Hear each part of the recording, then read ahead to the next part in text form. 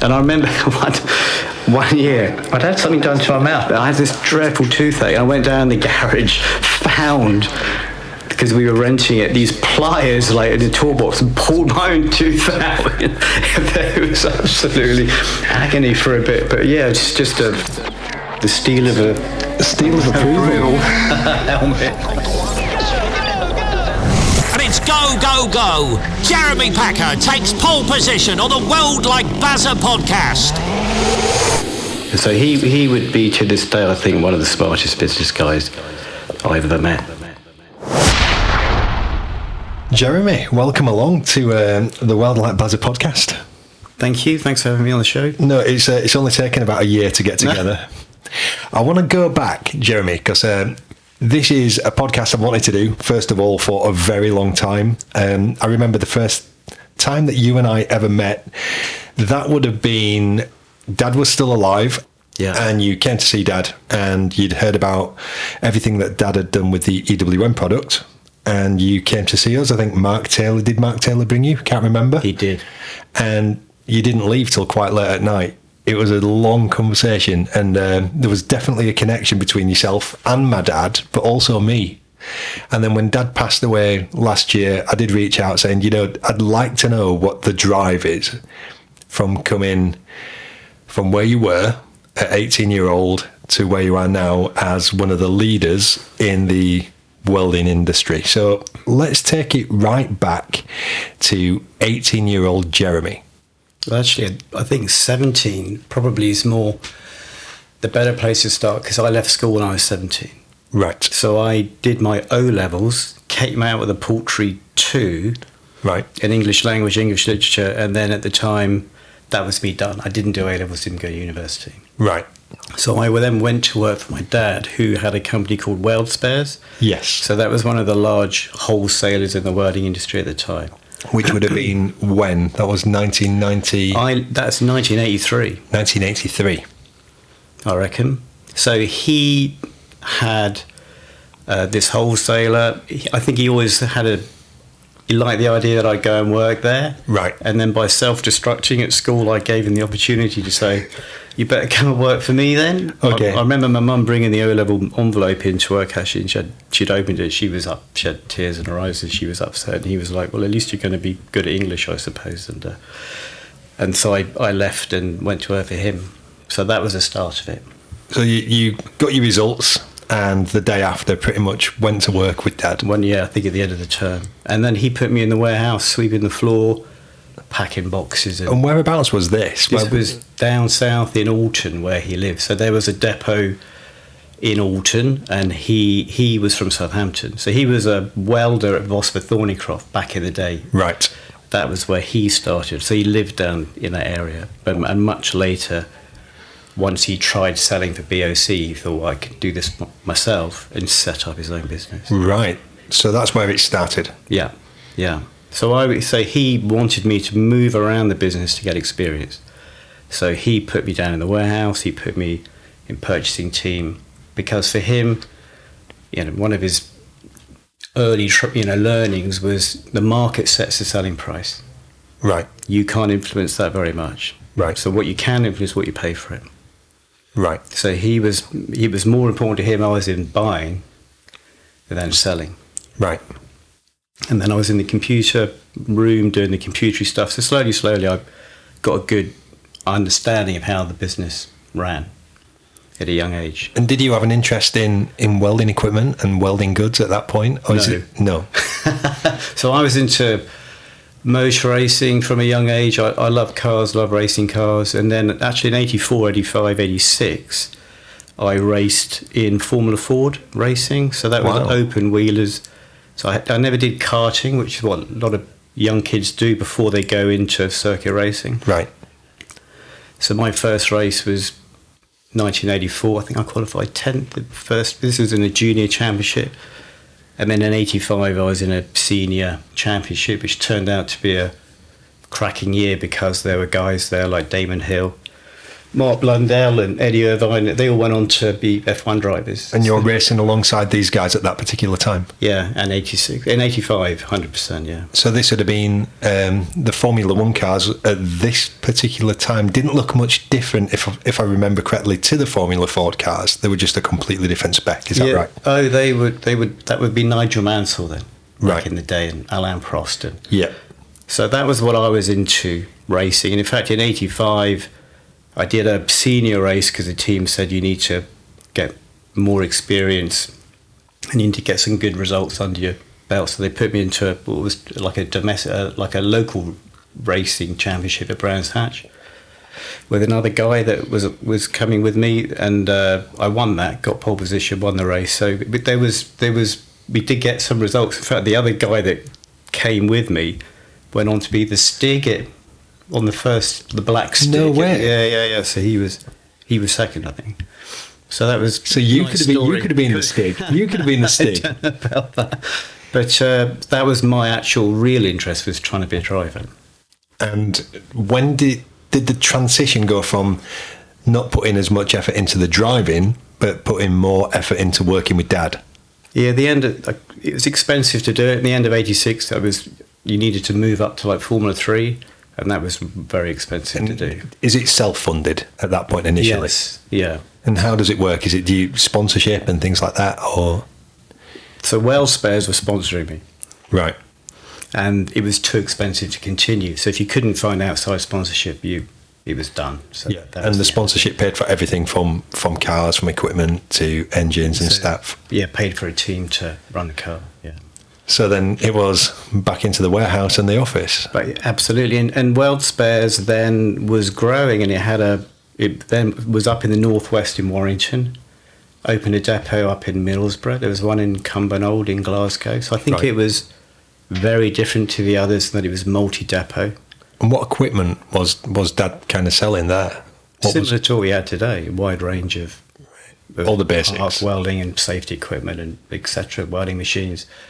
And each depot had its own truck, so it would deliver to the local area. So it's very different. I don't think they used carriers at all, actually. I think it was all driver, sales guy that went out, got orders on his rounds, delivered while he was out there, etc.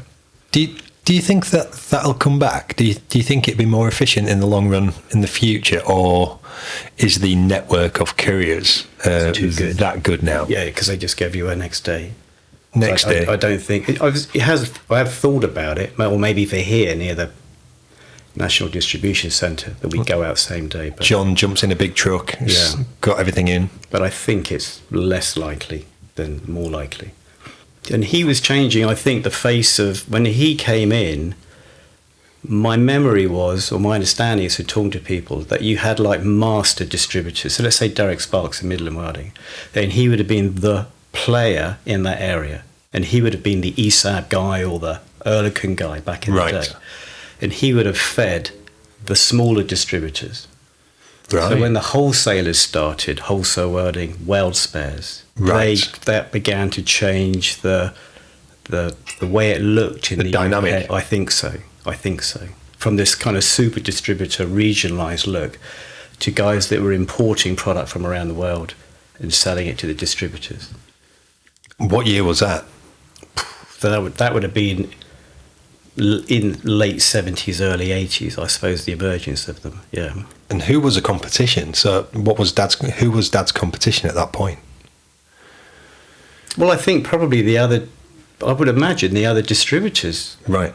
I think there was wholesale welding with Adrian Hawkins back then. Yes, I remember they had like a ring binder. And John Wilkinson. Yeah.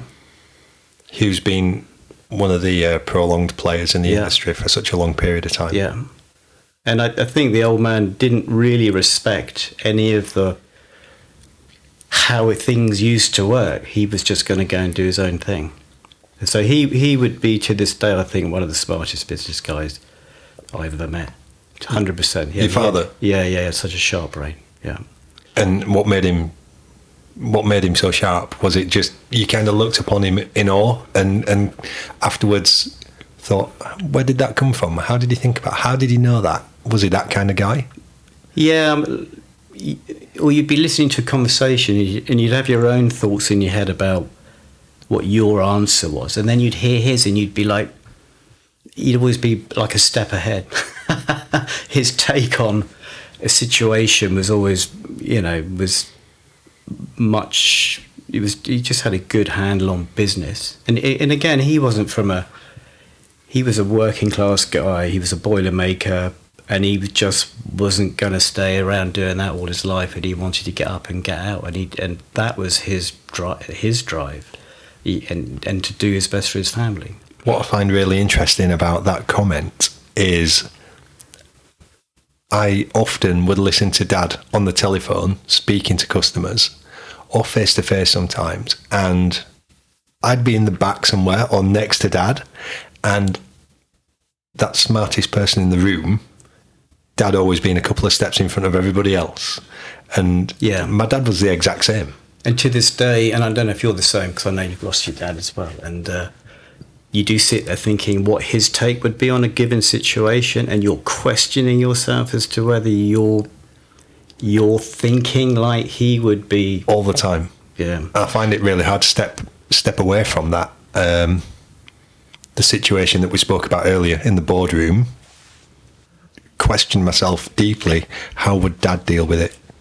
Well, you know what Dad would do, but then you question yourself, well, would he be like that? And going down the avenue of finding my own torch, would Dad do this? And inside he would, but sometimes you drive yourself wild, making sure that you're still thinking like they think.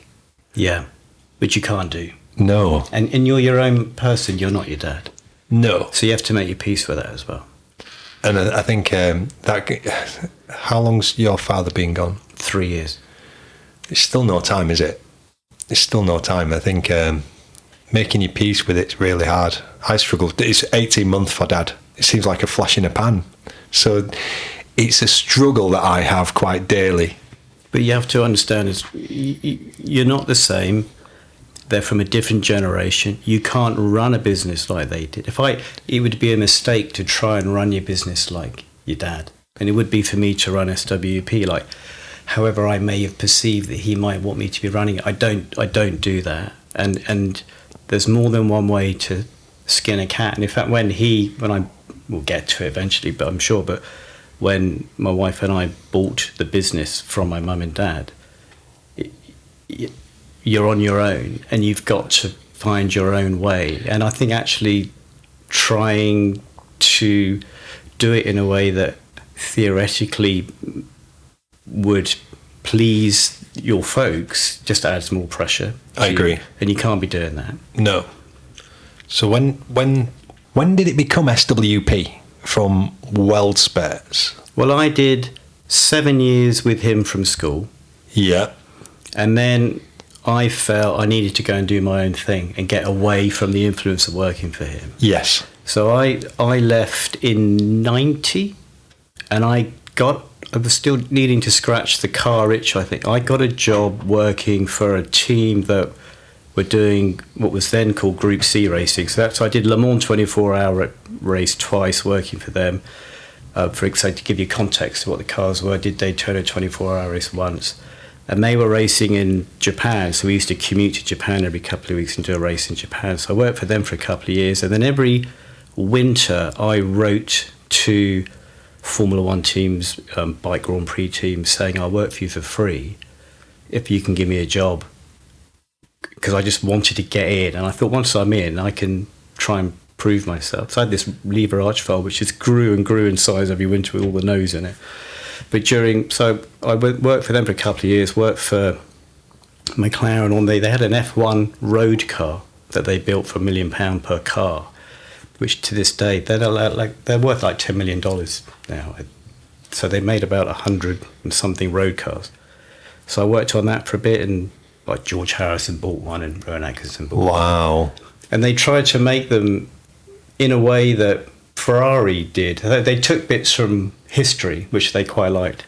So when Ferrari used to make road cars back in the day, the mechanics that built them used to sign them. Really? Never knew that. And then they'd put the trim in, so you wouldn't know. So we used to sign the carbon fibre of this F1 McLaren road car.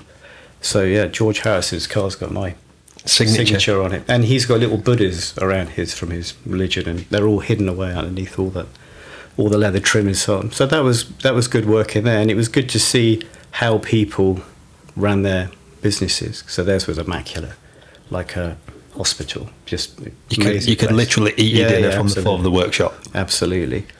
And then I was still writing off, and then the Tyrrell Formula One team wrote back and said, "We'll come in for an interview."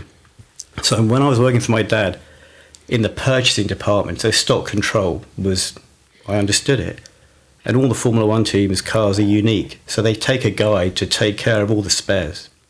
Right.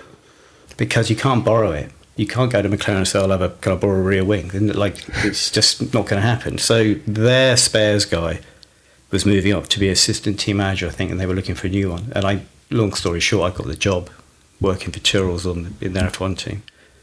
And then on the way down to Melbourne for the first Grand Prix, they said, we've had a shift around. You're on the race team in the pit stop crew.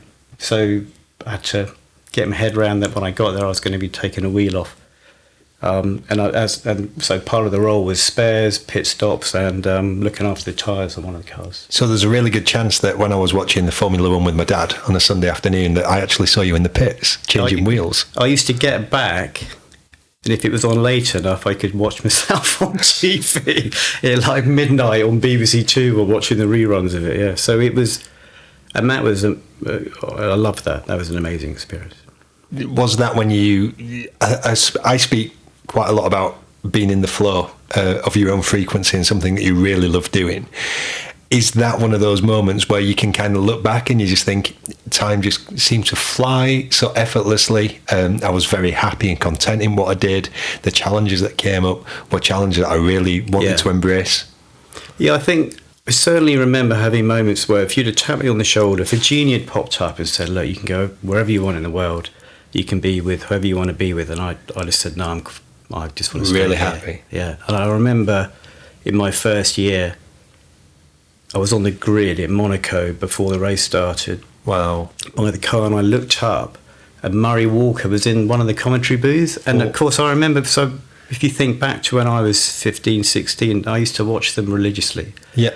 And I was looking at him, and I was thinking, my mum and dad are probably watching this at the moment, and it was amazing, and it was nice to think, and now I'm part of it. So I was very fortunate and very lucky to be able to get in and be part of it. That was one of the races I really used to enjoy watching with my dad. I remember as a child having Matchbox Formula One cars, one with Marlboro on. I can't remember who. I think that was a dark brown car, Marlboro on the back, and gold letters. Was that Nigel Mansell's car? Can't remember. Yeah, and I would watch it. We had a little 14-inch TV, and we would watch the Grand Prix on a Sunday, and I would drive the car around my dad's chest as an infant. So there's a good chance that I was probably watching you in the pits on those cars, very similar time. And it was, I think to this day, it was a very good influence on me because they were super skilled. Yes. They were so good, and the fabricators, the welders, the carbon fibre guys, they're all artists. But everyone was so low key, lots of banter. Everyone had a nickname, and it was fun. But they were very good at what they did. Accurate. But nobody, you wouldn't have made out that they were. Does that make sense? No ego. It was completely ego free. So I liked that, and I that appealed to me, and I was very happy there in that environment. You know? Sounds like such a great time. And this is the team that Jackie Stewart won his 3 world championships for, and his mechanic was, when I joined, it was his last year as chief mechanic, but he still went to all the races, and it's something that he said to me, because he was older, but he was like, just ridiculous stories. I wasn't there then. They had a car back in the day that had a magnesium gearbox, and it split in testing, so they took the spare steering rack, which was magnesium, and used that as to weld the gearbox. To use that for the filler material. Yeah, and they do it because when you're out in the field, it has to run. You've got to improvise with what you've sometimes. And as the teams got bigger and better and better and better, less and less and less and less of that. But I think certainly back in the 60s and 70s, there would have been a lot more of it. And they could do anything. So the older boys there were amazing. And he didn't want to retire because he said, hanging around with younger people. It's fun, and they keep you young. Keeps you young. And I think that always resonated as well. So I think he's spot on. What a fantastic life apprenticeship as well, I think, at that particular point, to be surrounded with such icons, those drivers and those people that we're talking about at that particular time. They're people that we still talk about today as being some of the very best. Yeah, they were amazing. And they were, and good stories as well. We had an airline sponsor, which I won't name. So we had our own jet that we used to go to the Grand Prix in. We used to go down to Bournemouth at the same place. So I think once we had a safety briefing, and that was it. Because you've seen it once, you don't need to see it again. In all that time? Yeah, and then other races take off. They had the trays for the food, so you try and surf down the centre aisle on the tray when the plane was going. I'm like just fun stuff that used to go on behind the scenes. If you were leaving Hungary, I used to drive one of the crew buses, so you'd go and get 3 hire cars, but they were like crew buses, and they were designated drivers. And I think Hungary, we had a police escort, so you'd be all trying to keep up with the police cars, trying to get back to the airport, but it always got broken up. So the half of you would be lost, half of you would be hanging onto the police cars, and so there was just lots of people around that you got to meet over the course of the year that were, these, England rugby team or Lennox Lewis, or they used to bring all sorts of people to the Grand Prix. So it was from many levels. It was a great experience, and I didn't really want to leave at the end of '97, but I'd done 3 years. They weren't doing that well. It was another year of sort of going around the same circuits, or do I? And my dad was saying, "Are you interested in coming back?" So by then he'd restart. In answer to your question, Weld Spurs went under in '91. So right.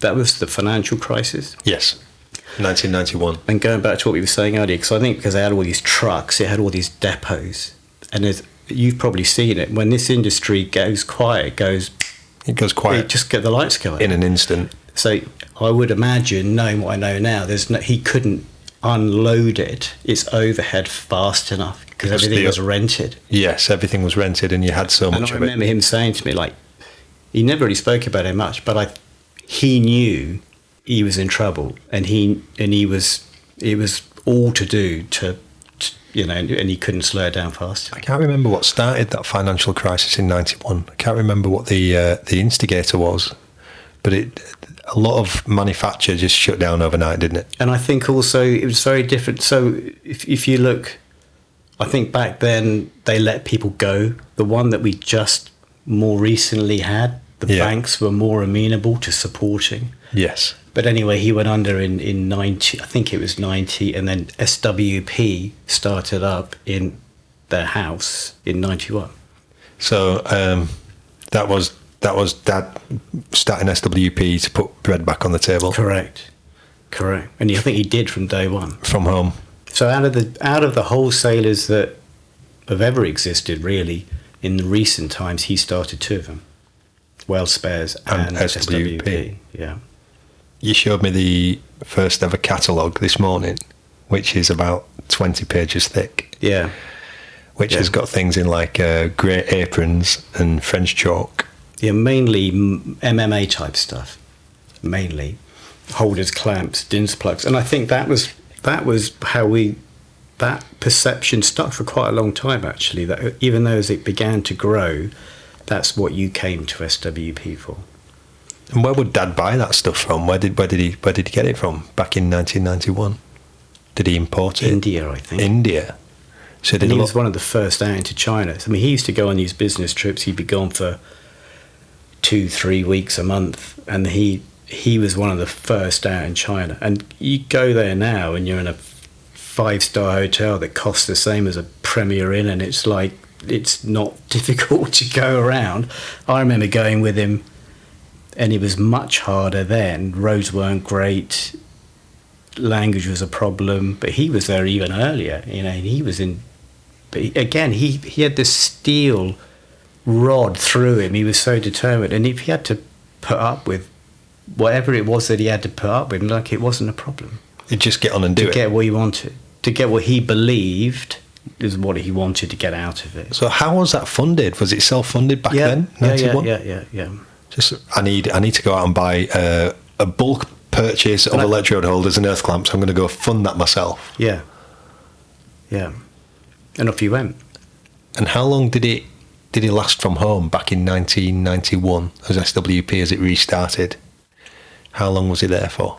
In working out of the house? Yeah. Quite a long time. When I was there in 97, he was still there. Right, so... But my mum was getting fed up because we were all having lunch in the kitchen and she was like lost her house really all the way downstairs. I mean, when I started, there was me, my mum and dad, he had a secretary. And I think, all from home, all from the house. And I think there was 2 in the warehouse. That was it. There still weren't very many. What We had one computer. I remember getting 2, and that was a bit of we got 2 computers. It was like quite a step. You got to back one up to the same. And then we had to get the floppy disks from one and put it in the other. And it just slowly, Kevin Holton joined. So Kevin, back in the Wellspares days, ran the West Bromwich depot. Right. So we knew him from old. He'd gone to sell photocopies, I think. And then we said, do you want to come? And so he came. Right. So he's been here he's been the longest standing after me. Is Kevin still here? He is, yeah. So I used to stay with him when I was working in the West Bromwich depot. Is the story of the airbed? The people used to just crash on the air. Is this true? Yeah, it was like a camp bed. So we had a house. So rather to save money, rather than stay in a hotel, the people that were coming up from down south and working in the Warrington depot. So they then had 2 warehouses in Warrington. They punched through and it got bigger again, and they had the one next door. Okay. Wellspares.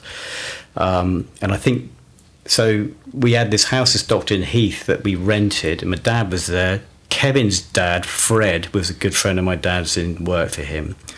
He used to make the porridge in the morning for us all, so I'd be there. I was in my dad's bedroom on a camp bed when I was there. It was just, and then there'd be whoever else, like waifs and strays that were coming through from purchasing, whatever, they'd all be scattered around his house. And the whole point was we can't have you all in the Holiday Inn on the Junction 21. We're going to, this cost a house can be much easier, much more affordable. So we were all in there, yeah. And I remember one year, I'd had something done to my mouth. I had this dreadful toothache. I went down the garage, found, because we were renting it, these pliers like in a toolbox, and pulled my own tooth out. It was absolutely agony for a bit. But yeah, it's just we were all in there doing what we had to do because we were working up here. And at this particular time, was the ever any days when you kind of sat back and thought, I wish I was back in the pits, or wish I was back on the tour bus, or I wish I was back in the fireproofs, I think at times, but that ship had sailed. I think you need to be in it, doing it. And if you think about it, my job, there was 16 jobs. That was it. 16 of those, because there were people in F1. That's wrong, actually, thinking about it. There were 8 teams total. 8 or 10, so there was like 10 jobs, and that's including Ferrari and people in Italy and Ligier in France. So if I wanted to keep doing what I did, there were only the UK teams to do it with. So unless somebody moved, you weren't going to grab that role. So I think it was. So I was in my 30s then, had got married, and if you were going to be serious about kids and all the rest of it, being away, I think I had more nights with my roommate at Tyrrell's than I had at home with my wife, I think, in the first year. And we used to laugh about it, but at that point it wasn't quite so funny anymore that you were away so much. I think I did 75 flights or something in my first year. Wow. So because they used to have a test team, they didn't have a test team, but the big teams had a race team and a test team. Right, okay. But because Tyrrell's had less funding, we used to do both. So we were always travelling. And I kind of understand what you just said there about being serious about being a family man, because I retired from my music career at 29. I pretty much DJ'd right up until that point. I was drumming professionally as well as working within the industry right up until, I'd say, 21, 22 on some really big musical gigs. And then my DJing career took off to a level that allowed me to get on the property ladder without asking Dad for a loan or a bonus or whatever. But again, like you just said, you seem to spend so much. I spent so much time on the road in my car, driving between nightclub and nightclub and nightclub. Bank holiday weekends, I might do 3 nightclubs in a weekend.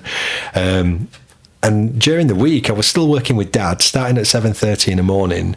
And I might have finished work at 2 o'clock in the morning, got home at 3, a little bit of a nap, straight back into the workshop to get the kettle on and porridge for my dad, just like you said.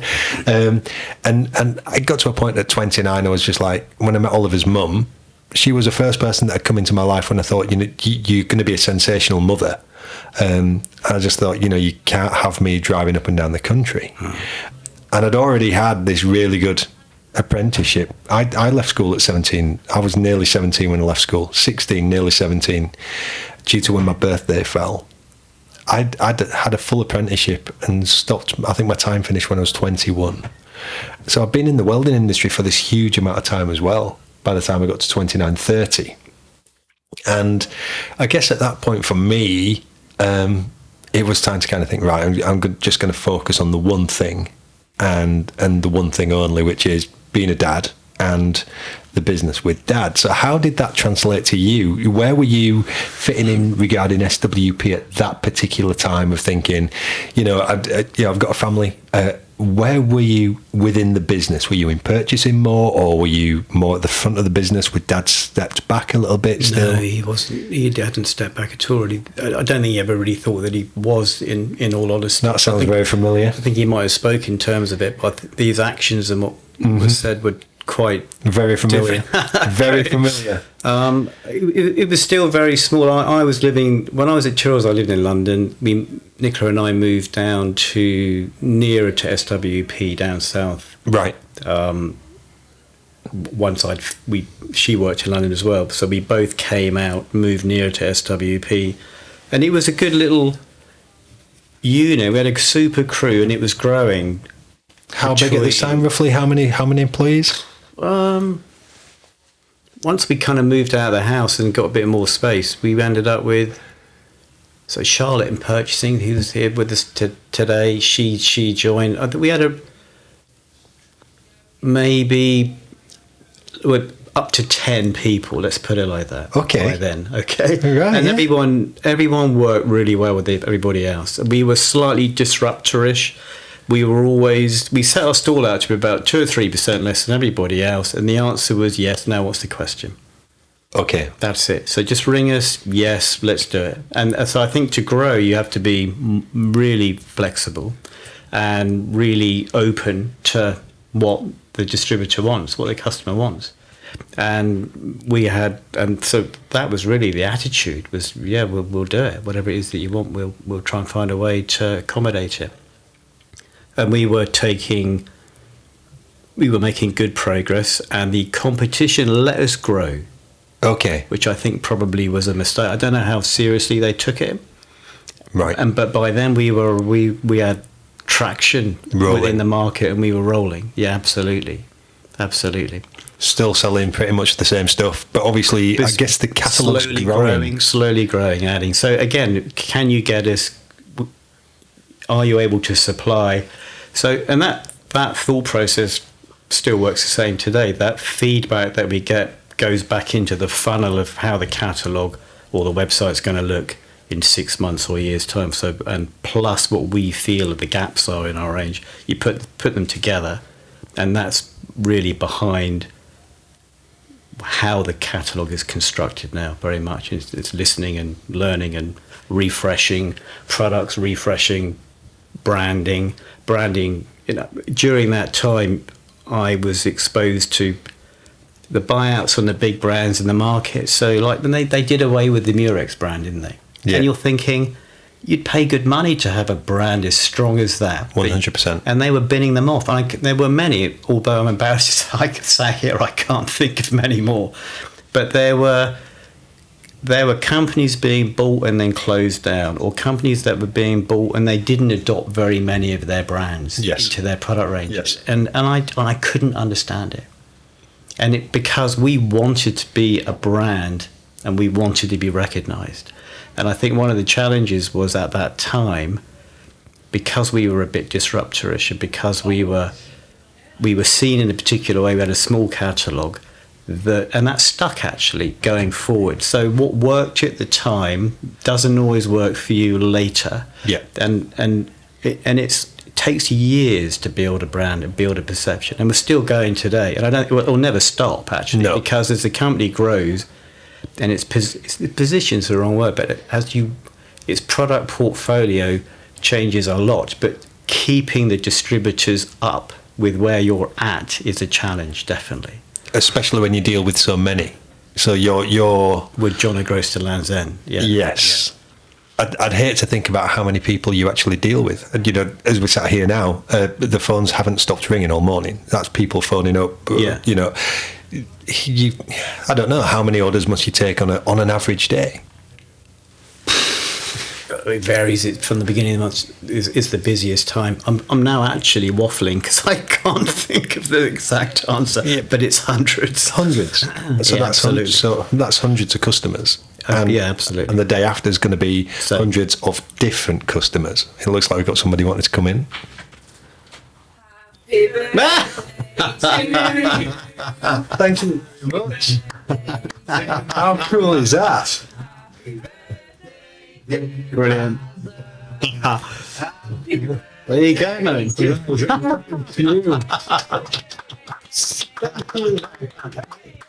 awesome. I'm blown away by that. That's fantastic. Happy birthday, mate. Thank you so much. I've just got this amazing. To cut it. It would. Yeah, I don't want to cut it. You haven't got another one we can eat, have you? You're amazing. Thank you so much. Thank you. Thank you very much. Coffee, tea, all right? Are you all right? Do you want a coffee, Jeremy? I'll have some more water, please. You all right? I'll have a coffee, please. Yeah. Thank you. Oh, wow. That's absolutely amazing. That is absolutely amazing. Oh, that's fantastic. Just a little something for you there. That's awesome, Jeremy. And it's SWP red and black as well. And my dad's red and black for MS Welding. It's class. Oh, I didn't know that you chose the colours. Okay. Yeah, so Dad always had red and black. It started out as just being black, MS Welding on a letterhead, almost like a typewriter font, as you did in the 80s. And he progressed. And then when we had the latest website before I started doing all the work on it, we had a proper logo designed. And it was always red and black. And that's why the overalls are red.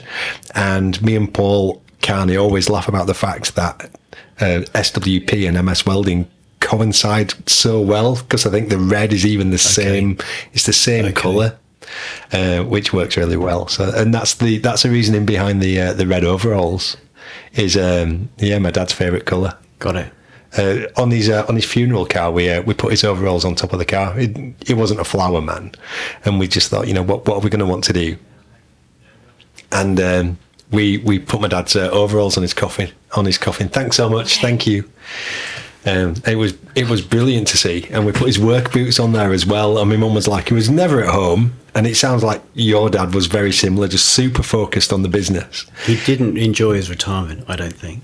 My dad said he was never going to retire, which makes me sad, because he had 10 years probably in retirement. How old was he when he passed away? 85, 86. So he retired about 75. Yeah. Yeah. And he didn't get to enjoy any of it, really. No, it was the welding that did for him, because when he was the boilermaker in Vosper's, and I only remember after, so he died of mesothelioma, so that's an industrial disease. And mesothelioma, that's asbestos. Exactly. Yeah. And when he was welding, he was saying it used to rain down on them. Well, there would be a lagger who used to cut the asbestos. It's how my granddad died. Around the pipe work in the boiler. Yeah. So they'd be down welding, and the laggers would be chopping it up, and it would be like snow. Yes. And when you think of health and safety today, he had one boiler suit, and at the end of the day, he'd take it off and sling it in the corner, and they'd wear it again tomorrow, and the day after, and the day after. And apparently you could take the asbestos, put it in water, roll it into a ball, and then they used to throw it at each other and play with it. Because they didn't know didn't know the dangers. So that's what actually did for him at the end of the day. Yeah. So 3 years ago, then he was feeling wasn't feeling good. Obviously, went to the hospital and was diagnosed. That's when he was diagnosed. Nothing we can do. No, although, and they're different generation, aren't they? Because I don't think he ever let on how bad it was at the beginning. They keep it a bit back, even though you're older and you're well able to deal with the news and want to help and all the rest of it. They don't like getting quite how bad he was out of him was a struggle. So he must have been told in the hospital, there's nothing we can do for you. My granddad was 57 and he was a mill engineer, and Dad used to speak about the fact that the asbestos just used to be around them like snow. Yeah. I think Grandad had pretty much all of one lung removed, and it didn't last very long. And there's, looking back, you think about what we've got now in terms of health and safety and everything that we do. There's a reason for it, and people sometimes think health and safety is something that holds us back from being productive, but I'd much prefer to jump through the hoops of the health and safety stuff than die in the way that I watched my granddad die, which is shocking. Same. And just, my dad was 63, your dad 85, 86, but the fact that neither of them got any enjoyment out of that last few years, because my dad was struggling with the fact that he had an illness, and he was thinking, this illness is probably going to stop me enjoying working. He didn't want to retire. And he always said, I'm never going to retire the business. I'll probably die at my bench. The sad thing is that neither of them seem to have got any enjoyment out of those final years. No, it's a great shame. His hobby was his work. My dad too, exactly 100%. And his enjoyment came through making work happen and getting the business to do what he wanted it to do. It's become, I don't know how you feel about this, but it becomes a little bit addictive. Because since Dad's passed away, Mum will regularly message and say, why are you still at work at 11 o'clock on a Saturday night? And I do have other things to do some Saturday nights, but also sometimes it becomes addictive, getting work done, doing right for the customer. I know there's more to life, and these are the things. And I know you've got other things that you thoroughly enjoy too, outside work, but work does take over when you're so involved. Because you, as a company owner, are still very involved in SWP. Yeah, but I think two things on that. It's not good for the business for it to orbit around one person. That's true. So I have to make so I currently, closer than I would perhaps choose to be. But then we're restructuring with some of the departments because of people moving on, right? So that's, you just deal with what comes your way, and you get more involved. Yeah.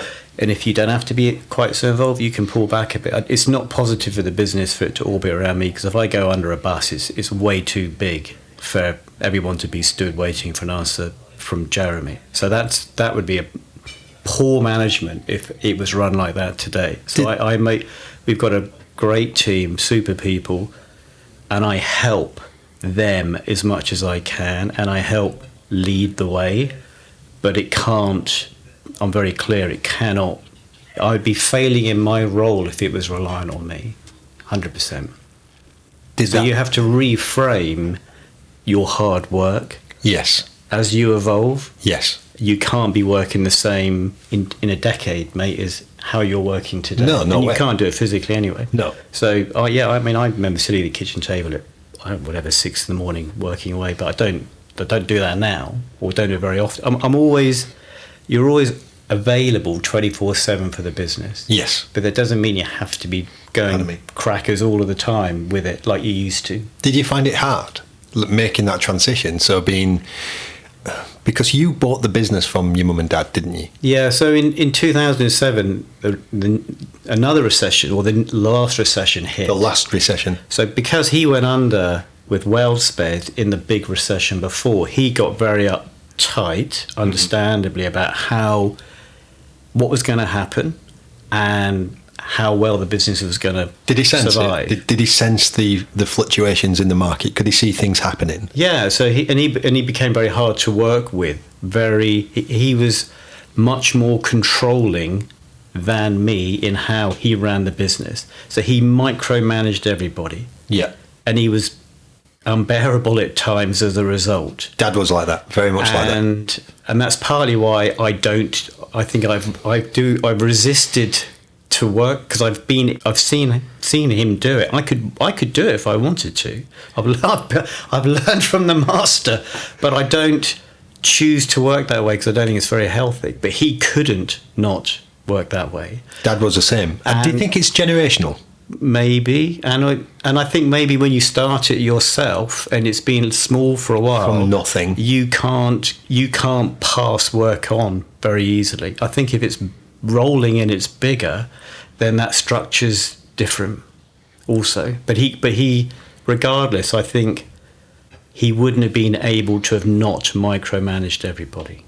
Actually. That was just the way and the nature of your father. Yeah. And I struggled and to the point where, and it was impacting negatively on me, our relationship with my mum. I understand that. And it was like, how either I'm going to leave or we need to find a way through this. And it was all on his terms because he didn't want to sell it. He really only entertained it to keep a good relationship with my mum, if I'm honest. Wow. Otherwise he told me to bugger off. So we had it valued. By then it was doing circa 8 million quid turnover. That's sort of where it had grown to in 2009. And we did it, so we had to pay market value for it because he wasn't up for anything else. So we raised the money, and I never thought that day was going to happen. I always thought there'd be some organic handover, but it was also clear to me he was never going to step down. And if you wanted to grab it and run with it, you were going to have to do it yourself. I understand that. And my dad was obviously younger when he passed away. So the fight that I felt that I had, I really understand where you're coming from there. Because Dad micromanaged absolutely everything to the point where if it wasn't done that one particular way that he wanted it doing, although you both got the same result and you both did it with the same amount of care, he would find somewhere to have a go at you about it. And that's one memory that I will always have of Dad. And that still sits on my shoulder a little bit now. And the organic part of the conversation that you just had, my organic part was as organic as it gets. Dad just passed away right in front of us, and I think it was probably in hospital that week before, thinking this is happening in a way which Barry said he never wanted it to happen, and it's happening right in front of it, and none of us can do anything about it. So I never got the option to help him retire. Yeah, okay. Which that's difficult. We had a bit of bad blood over all of this, unfortunately. It took a couple of 3 years to get back to normal, I would say, post it. When the day that we signed, so Nicola and I bought it from my folks, the day we signed, he left. He didn't hand over. He walked. Wow. And then it's yours, mate. You've got it. And he actually made part of the deal was that anything that may have, like a warranty, anything that might have come out of the woodwork or a product failure, anything that I might have inherited was down to me when he bought it. So it was like all on his terms, and he went, and that was it. My God. So it wasn't in a particularly nice way. I think it could be said. So, and I remember walking in, and then the where I sat at the time, there's this empty chair looking at me, and it was symbolic because I felt very strong. It was this feeling like now the buck stops here. I and remember, you can have the great people around you, and you can consult them and all the rest of it. But at the end of the day, you're responsible for it. The feelings had just come back from 18 months ago. Dad died on the Sunday. Well, he took his last breath on the Sunday. It was a bank holiday Monday after, and then I went into work on the Tuesday morning, and I remember walking through the door for the first time without him knowing that he wouldn't walk in after me. I always went to work before Dad, got opened up, put the kettle on, and he would come in through the back door. Morning, love, how you doing? And I remember it took me 45 minutes to get through the front door of the reception, thinking, this is the first time for the rest of my life. So this is the first time I'm going to do this without him coming in. And then thinking, the book, that thing you just said, the book stops with me now. The book stops with me. And I think when people say it can be a bit of a lonely existence, I get it now. Oh. But you only get it by having those moments. Lonely doesn't describe it sometimes. And just getting through the door. And then, I guess, what you have to go through at that point is making it your own. So SWP becomes Jeremy's. How does that happen?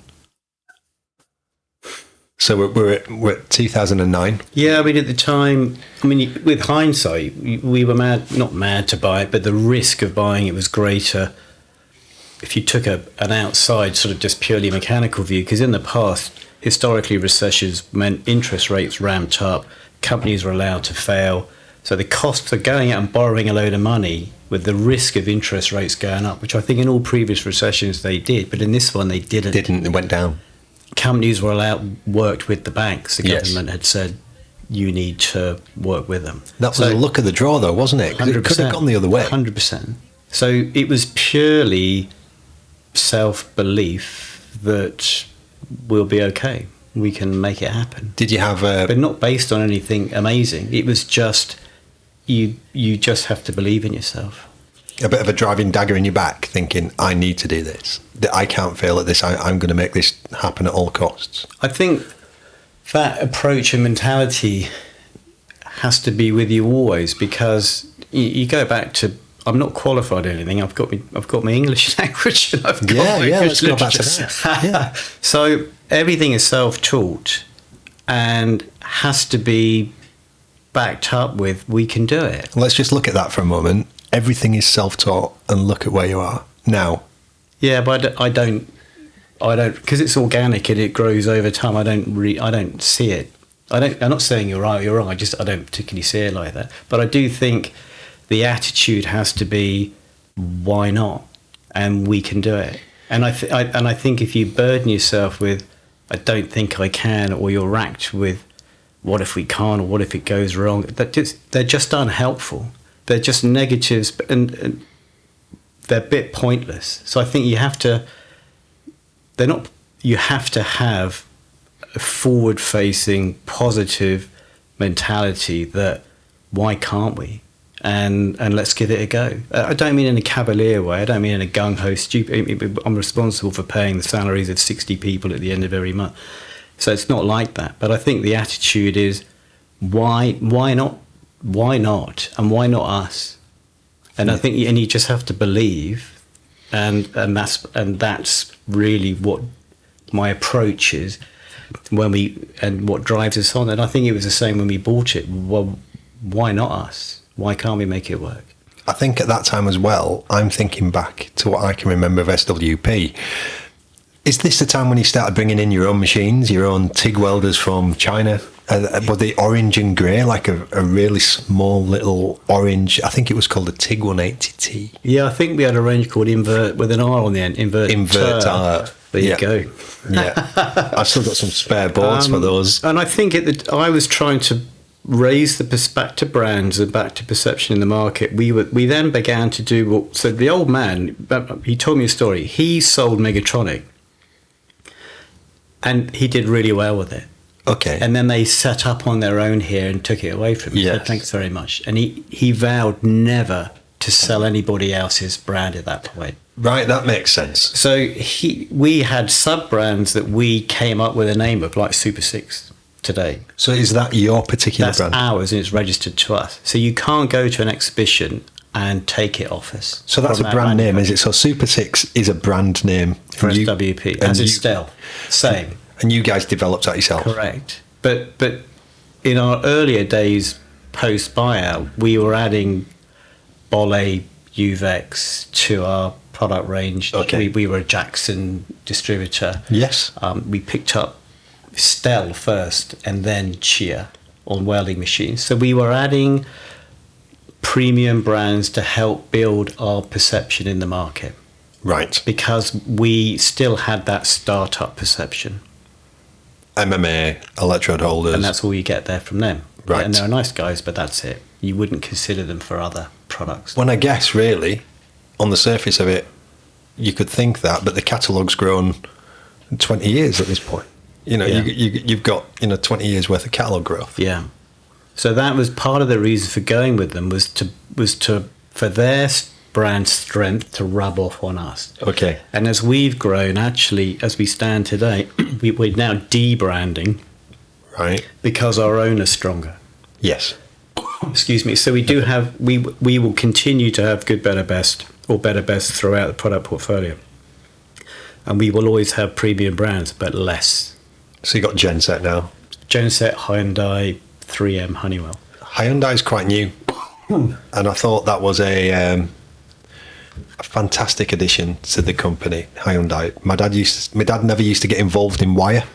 My dad said it's just more trouble than it's worth, but we needed wire to use as a tool. So if you go out to a job and that machine's not feeding properly, or that machine's not welding properly, and it was at the point where people would sell wire on price, the cheapest possible price of wire is what people bought back then, no, even more so than now, I think.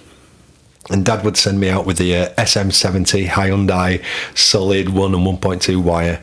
Let's just put a roll of this on, and it was purely to prove a point. And I think he had to buy it from a different company. I don't think they had a very big presence in the UK.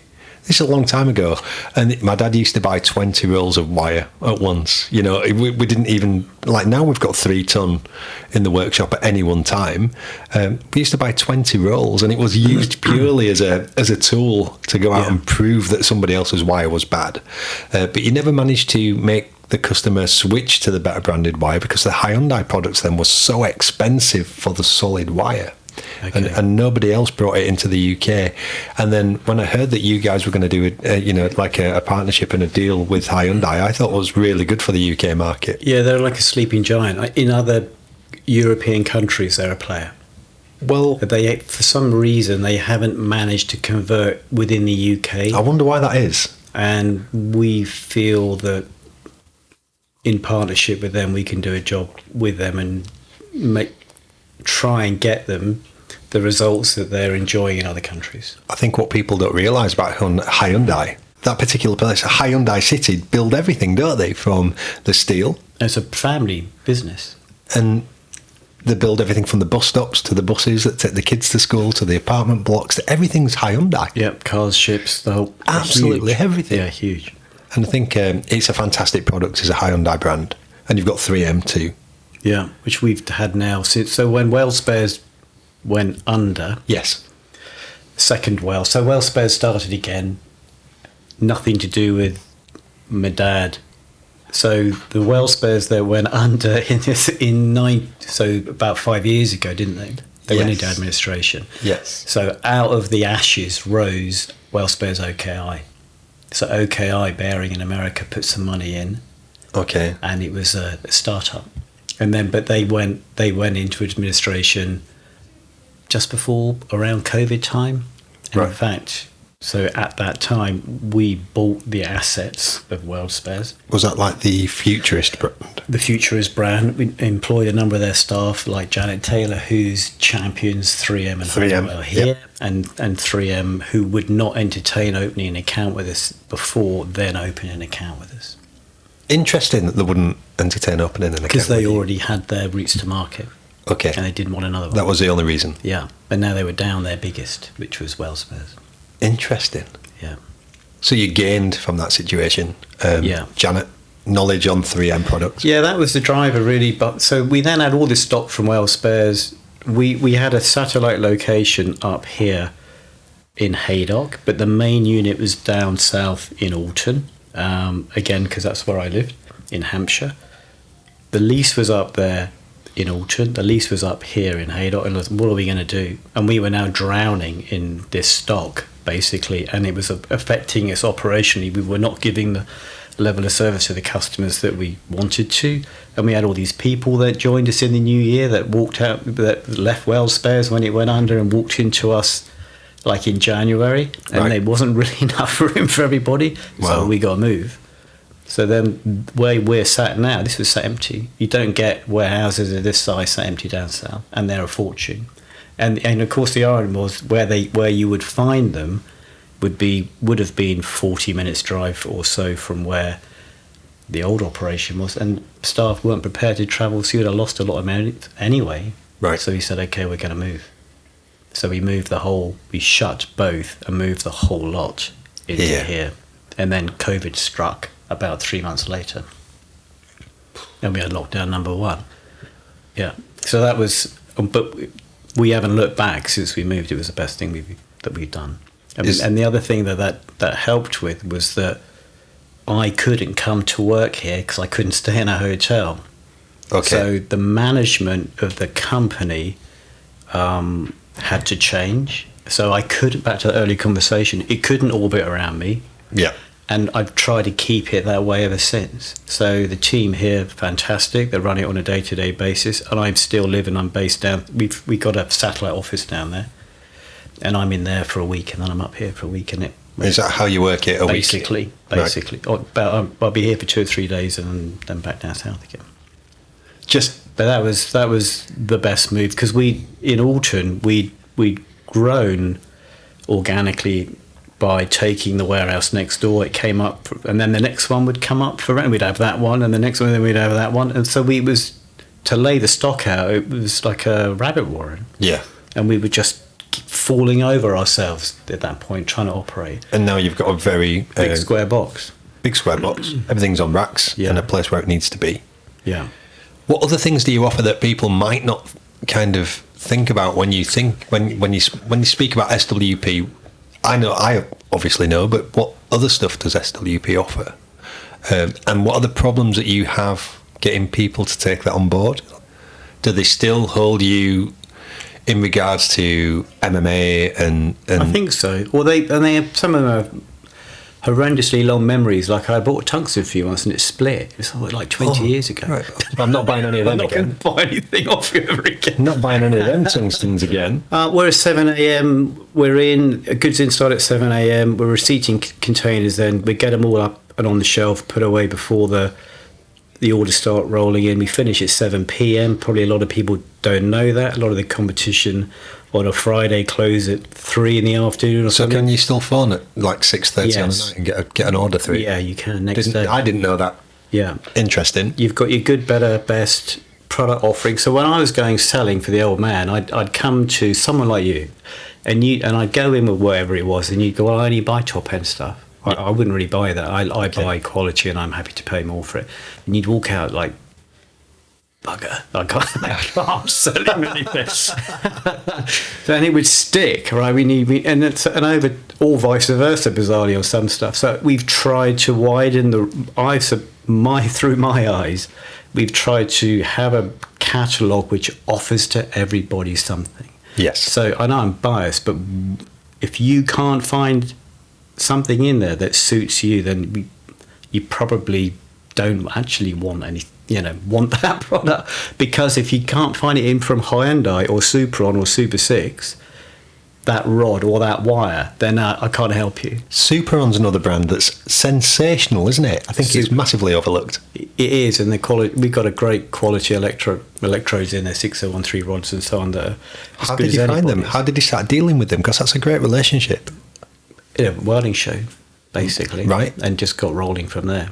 I only have a few customers that say, I won't take those rods. The rest of my customers love the Superon product. And so to turn it around within those 3 categories, if you're telling me I don't want any of that, Jeremy, I don't actually know how to react to that. If you went, I don't want a product from your SWP PP range, and I don't want something from 3M, and I don't want something from Honeywell, then what I'm thinking from you is you just don't want to buy from me.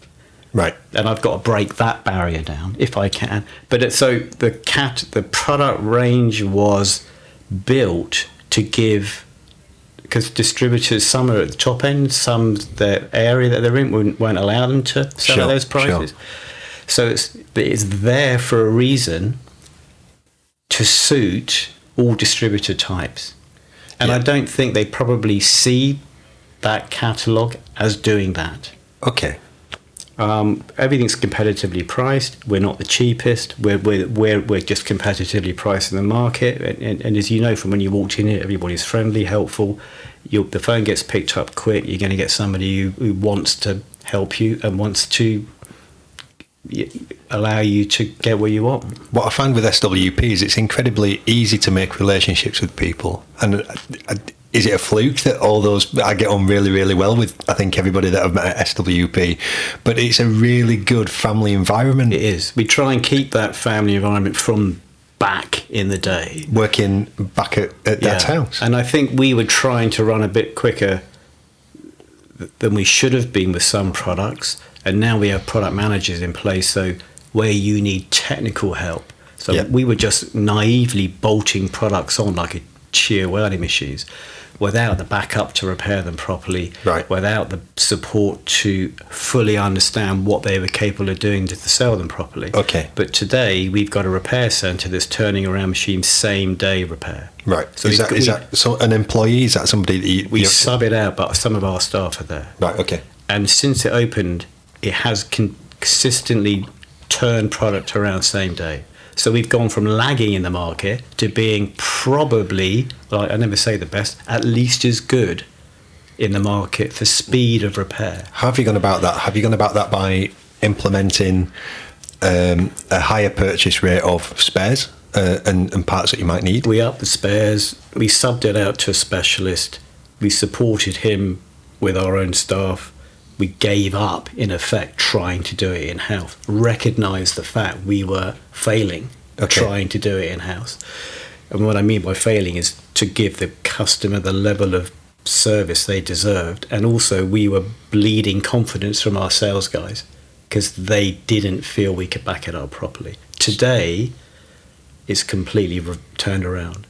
So, and again, I think, and that's where you would find me within the business is identifying that we just can't carry on like this, guys, and then getting stuck in to that weak point and getting it fixed.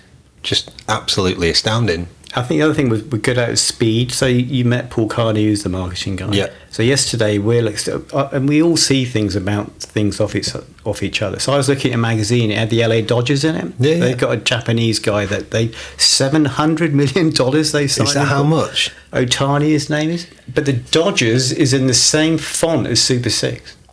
How cool is that? Well, it looks very similar. So we are looking at tops in that style. In that style yesterday, and if Paul comes up with a design that looks good enough, they'll be printed like next week or whatever, and they'll be going out with marketing material. So we're quite fast, and we do a lot of custom design products for them in the same way. So if you saw yours, as some distributors do, the premium, what I would call the premium ones, that appear to have a thought process of how they want to be perceived in the market, they'll sell their EWM machine, they'll sell their Binzel, let's say MIG guns, whatever it is, and the rest is in their own brand. But we might sit behind a lot of that. Right. And to me, that makes sense. So what I'd done, when you came here in part, you knew you were SWP. 100%. And when you walked into the building, you were just... It's SWP. Yeah, we are SWP. And I don't get that, or didn't. You have to excuse me because I don't go out and see the customers that much now. So, but when I didn't always know what they were. Okay. Did that make sense? I understand. And because everything was like, I need to be a penny cheaper. One day it might be from one wholesaler, the next it might be from another, the next from another. So what they were presenting to the end user just kept packaging, different colour packaging. And that's no good. So, but there are some that are 100% we are whichever welding suppliers that they are. You are behind them. And I get that, and we can help do that. So from some nodding off the designs to rebranding yourself would only take 4 or 5 months. I think it's really important in this day and age to be able to differentiate yourself from other people, but also have a really good quality product behind it. One thing that Dad always said, he never wanted to scrimp and scrape on cheap gas equipment, because if it blows up or there's an oxygen or an acetylene bottle goes, it's a big problem for somebody. And And, you know, in that influx of people bringing things in from China, we did get not from SWP, but in the industry as a whole, we did get some substandard equipment and stuff coming in, didn't we, for quite a while? We did, and I think my old man chased the cost price down too far, I would say, and that's something that might have stuck over the years, but we don't do. And if you use gas as an example, we deal with a manufacturer called Westgold, who were a UK manufacturer. Yeah. Who have full approvals from APRAGAS. Not many people have third-party approvals for oxygen ignition test, etc. If you ask them, they'll say they conform to, but if you push them and ask them, they can't actually supply you anything that's third-party. Okay, so there's a big difference, and I won't go near a reg that you couldn't do that with. And it's no coincidence. If you look at BOC Air products, they don't sell Chinese regulators. They only buy from people like a Westgold. Why? It's got to be for the same reasons. Yeah, 100%. And I think one of the things, when I can remember having bought the business, going on holiday, and there'd been an explosion in a plant somewhere, and just racked with why and what was going on in it. It was like and there was welding equipment, or acetylene bottles were found, so you knew it was like a welding. And I almost just wanted to get on the plane and come home, because I was just hopeless away with my family. And I don't want those experiences, and I would never make a business decision which could result in an experience like that. Never. So we run here, and what we buy from here is correct, 100%. Your hoses are very good quality. I've started using all your hoses now. Very, very good quality. Where do they come from? They're from Taiwan, as it happens. I think a lot of people's hoses come from Taiwan. Yeah. So if you look at China, they don't actually have rubber. They don't have those sorts of trees, rubber trees. They don't have that as a industry. natural resource. Mm-hmm. So everybody's buying it in from Thailand. Is the route of the raw material. Yeah. And machines, is that something that you've had a really big input in yourself? Your new machines, especially like TIG welding machines, MIG welding machines, and your plasma machines. Is that all down to Jeremy? Is that all you, or have you had people I go with the product manager. Okay. So between us, we and the manufacturer, right, we decide what's next steps for the range, and I help. My probably skill set is that under that umbrella, but also more how it's marketed and design. I quite enjoy all of that. Okay. But the technical, I'm not a welder. I can make arcs and sparks. I was going to ask if you could weld. But I'm not going to pretend that. But please, in the same, I wouldn't service my own car. You wouldn't want me welding a bridge up that you're going to walk over, probably. Okay. So I get it, I understand it, but I'm not a welder. No. So is there one particular company that you use for your machines? We've been there for a few years now. We've settled with them. You like them? Yeah, and they make for a lot of the big brands as well. So big brands are made in the same factory as the stuff that you guys have having produced for you? Yes. Interesting. As are our PAPR systems the same. Yeah, but I think the perception is, and there's two perceptions as well, because back to brand, the strength of the brand and my wonderings about sometimes what they're doing with them, because the prices are coming down from some of the big brands, aren't they, in some areas? Yes. And you don't have, historically they didn't need to do it because they led the market. Right. So you paid to have the market leading product. And if you look in the 80s, that was a very small amount of companies, wasn't it? And you had confidence in the brand. You did. And the Me Too followed 2 years later when the technology was available to come up with something similar. Yeah. And that was how they could command that price, because theirs was better. Right. And I don't see that as much today, actually. Now we're much closer, I think, on products. Not everywhere, but if you're looking at, and if you're not able to go and find it yourself by partnering with someone like Hyundai, then you still have it available to you. Yeah. But the machines are great. They're super. There's a new range about to be launched new year, end of this year. I had a sneak peek this morning. They look very impressive. I like this. If the styling's down to you, I think you've got a very good eye. You've made them look very good. I do like how they look.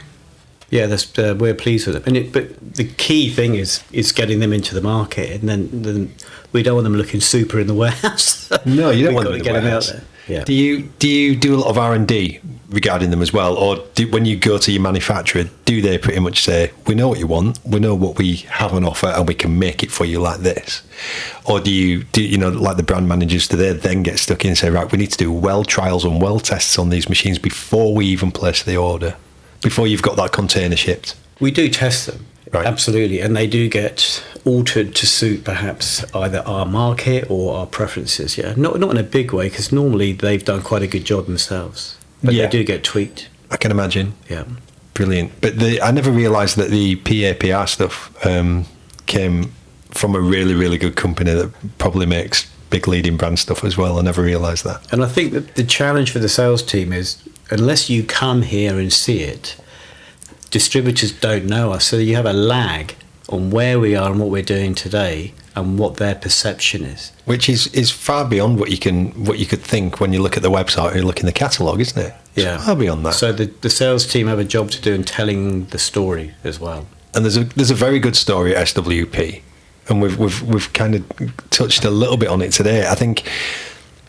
But looking back at the driving factor, I think you've explained that super well. But there's like a different side to Jeremy as well, and CrossFit. How did all this start? Like when I first met you, you met my dad. You had a 3-piece suit on. You looked extremely smart in my dad's workshop. My dad chewed your ears off. I'm sure you fell asleep on the way back.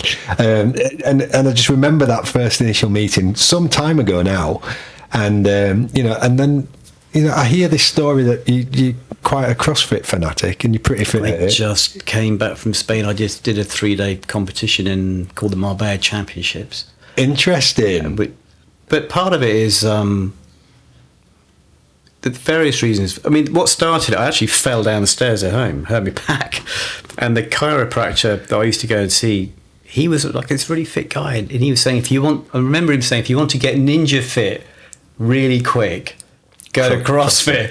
And I hadn't heard of it, but there was one in town, and went and thought I was going to die actually for the first 2 or 3 months because I wasn't particularly fit. I loved my first CrossFit session when I thought I was going to die. Stuck at it, and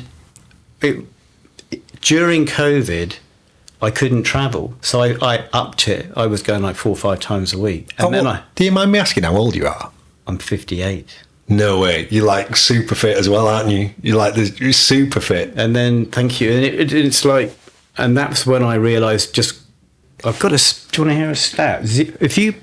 If you go from 0 exercise to just 90 minutes per week, you can reduce your risk of dying from all causes by 14%. That's 14% a massive amount. If you could go to the chemist and buy a pill that did that, do you think they'd be queuing out around the door? Of course I would.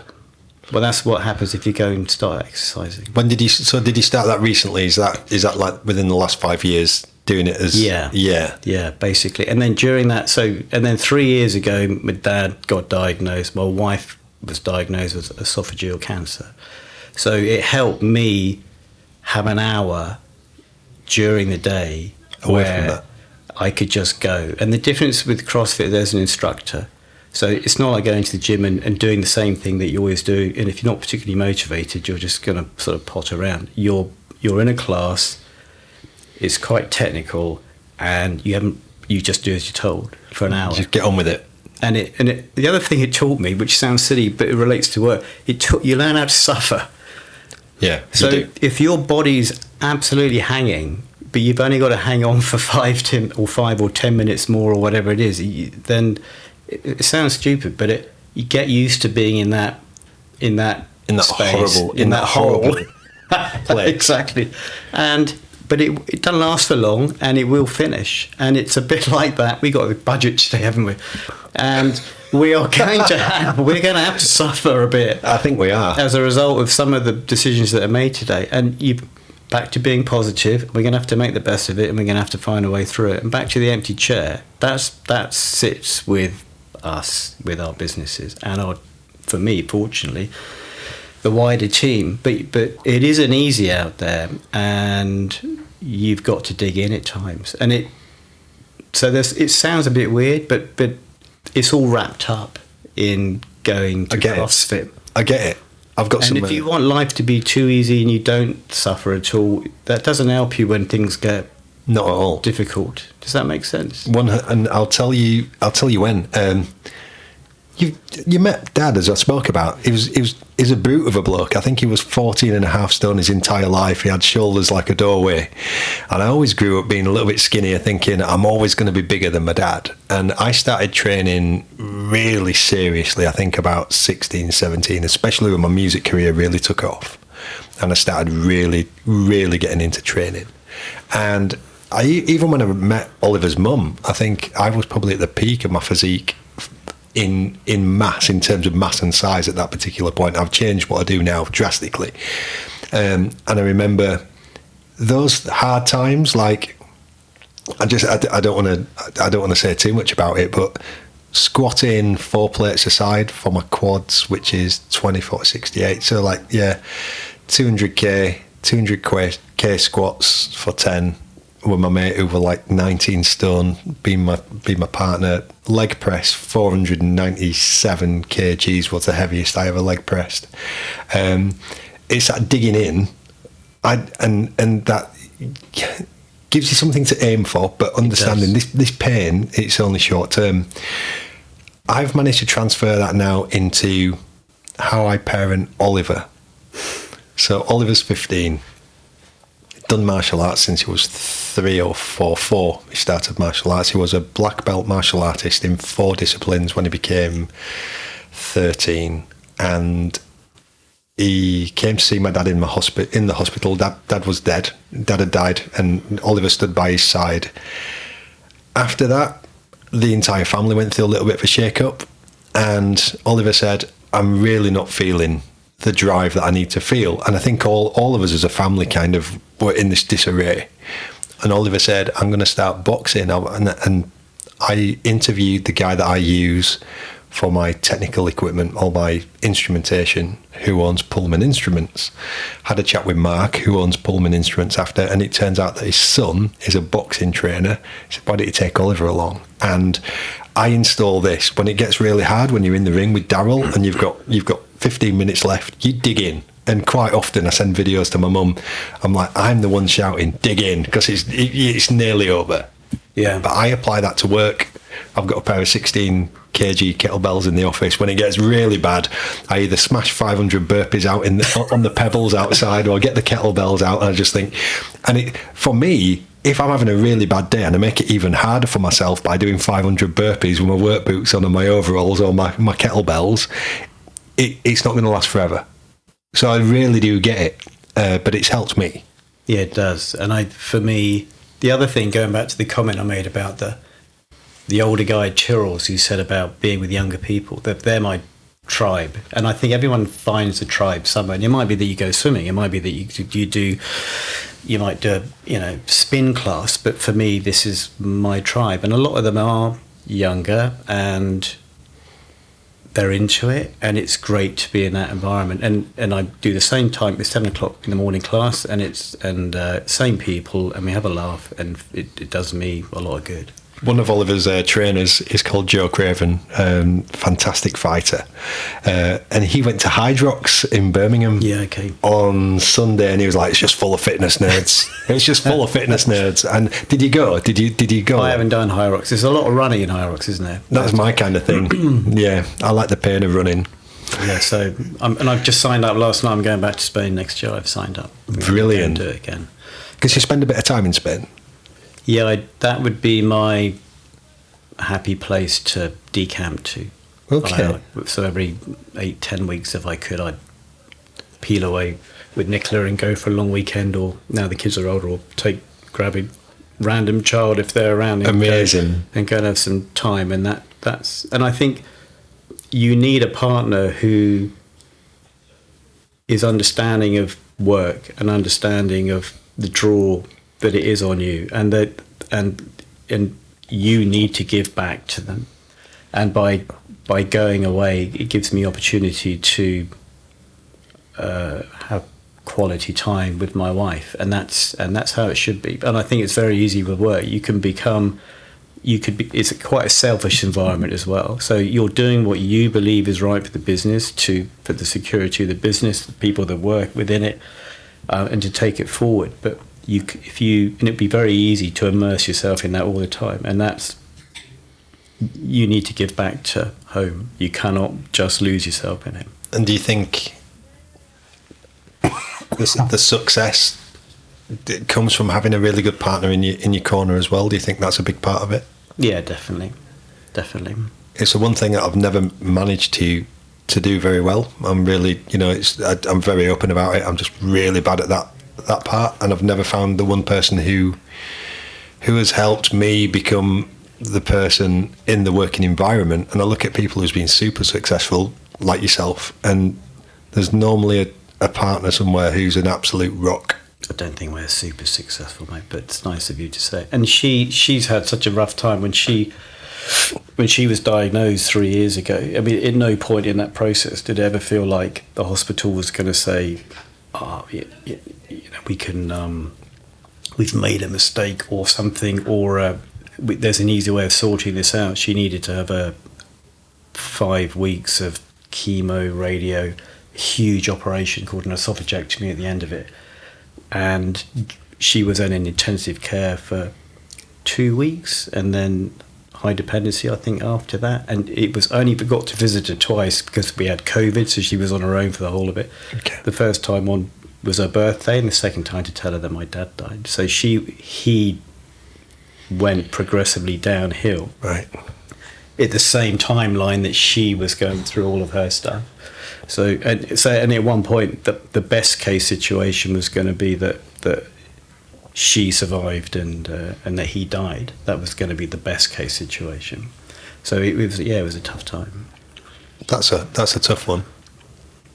That's really tough, and especially And the one person you want to talk about in dealing with your dad, with your kids, you can't actually talk to because they're in hospital. So so work was fantastic.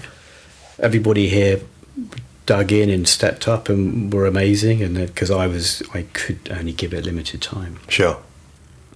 Because he needed to be where you were needed most. And I've still got on the key cupboard in the kitchen little stickers that say, take your wallet, take your work keys, take your house keys, because I was getting saturated with so much going on. And I'd go there, I used to treat myself to a coffee every morning, and I'd go there and I couldn't pay him because I'd left the wallet at home, or I'd pay him and go to work and couldn't get in because I'd left the keys at home. Yeah. And it was just like, God's sake, I don't know if you can relate to it. And it was, you think you're okay. And then these were all the clues that it was like, Jeremy, you're not okay at all. You're absolutely, and I think going to the gym and being able to talk about a good friend who was a great help, who had a go as co-driving actually in the rally car, and if you could just skim or 1 or 2% off the top, then you could function okay. Yeah. But at times it was it was very testing. And you just touched there on rallying, so you're also a little bit of a superstar now. You've come back into the motorsport. So the car thing, never really went away. And then again, for SWP to help market the product and enhance the brand, we partnered up with M Sport, who are based up in Cumbria, and they ran Ford's World Rally Team. Yeah, I watched them, I follow them. So we offered them product, and which they were grateful for, and long story short, started to go out as a guest on events. So we went to Finland, went to Germany, Spain, a few other events, and it's a funny old sport because it's hard to follow it because they move around. So Right. track, they just go round and round in circles, and you can sit there in a hospitality unit or whatever, watch them. Rallying, they go away and find the closed stage or road, run through it, come out the other end, and then they go off to the next stage, Right. run through it, go to the next one, and then they'll come back to the service part. So you won't see them all morning, and if you're in the car, you're on your own. Right, You're okay. the co-driver. You're the co-driver. You've got to last the morning, and if you've hit something or you've had an issue, you've got to fix it. You fix it while you're out there on the stage. You're on your own. So it's hard to spectate, But where it has a following, there are, like Finland and other countries, it's huge. So they love it. Do you travel? Do you travel as a rally driver now? I go to Belgium and race in Belgium. So I just did a race in Belgium, a rally last weekend, because they like it and they embrace it. And it takes over the town. The roads are great. I think here they'd all be peed off that they couldn't get down the shops, and how long is it going to? It seems a bit of a pain. Yeah. Wales love it, and it has a background there. Really good background and scenery. So having gone and watched, it was like, how can I have a go? Is that how it started? You went to watch, and then obviously a little bit of work up there at M Sport and the sponsorship and things like that, and then you thought, so we have this storyboard at M Sport from cradle to grave. There's an SWP product with the car. Okay. So which is great, and then I went to Wales where there was a school, a rallying school, and then had a go in a car. And What car was it? Fiesta rally car, made by M Sport, funny enough. So there's like the top cars are like £750,000 called a Rally 1. Are they the ones that you see on the WRC? Correct. Then the feeder into that is a Rally 2, which is like £350,000. So what would that be? Would that be like a Ford Focus or something, or a Fiesta again? Fiesta again, or a Yaris, or a C3, because that's the shells that are homologated for it. Everything strips off though, right? And then there's no resemblance to the. It's just the shell. Yeah. Okay. Yeah. And then the car I'm in today and there's now another one called a Rally 3, which is four-wheel drive, and then there's the junior car. That's what I would be in today. Okay. So is that fully rebuilt as well, or is that using a lot more stock? No, you wouldn't recognise it. Really? Yeah.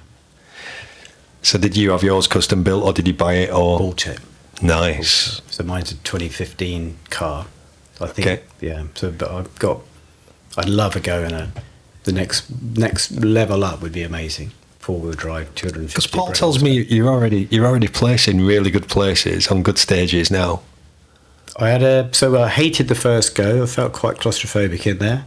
And then if you're looking at a drop off out your window, that can be a bit disconcerting. Yes. I think you have to manage your brain to ignore all the road furniture. And of course, you can't go testing very easily. You can't push it. The conundrum you have is, even if you went testing and you wanted to push the limits, you can't do it safely. No. If you go to a circuit, you'll spin off. Right.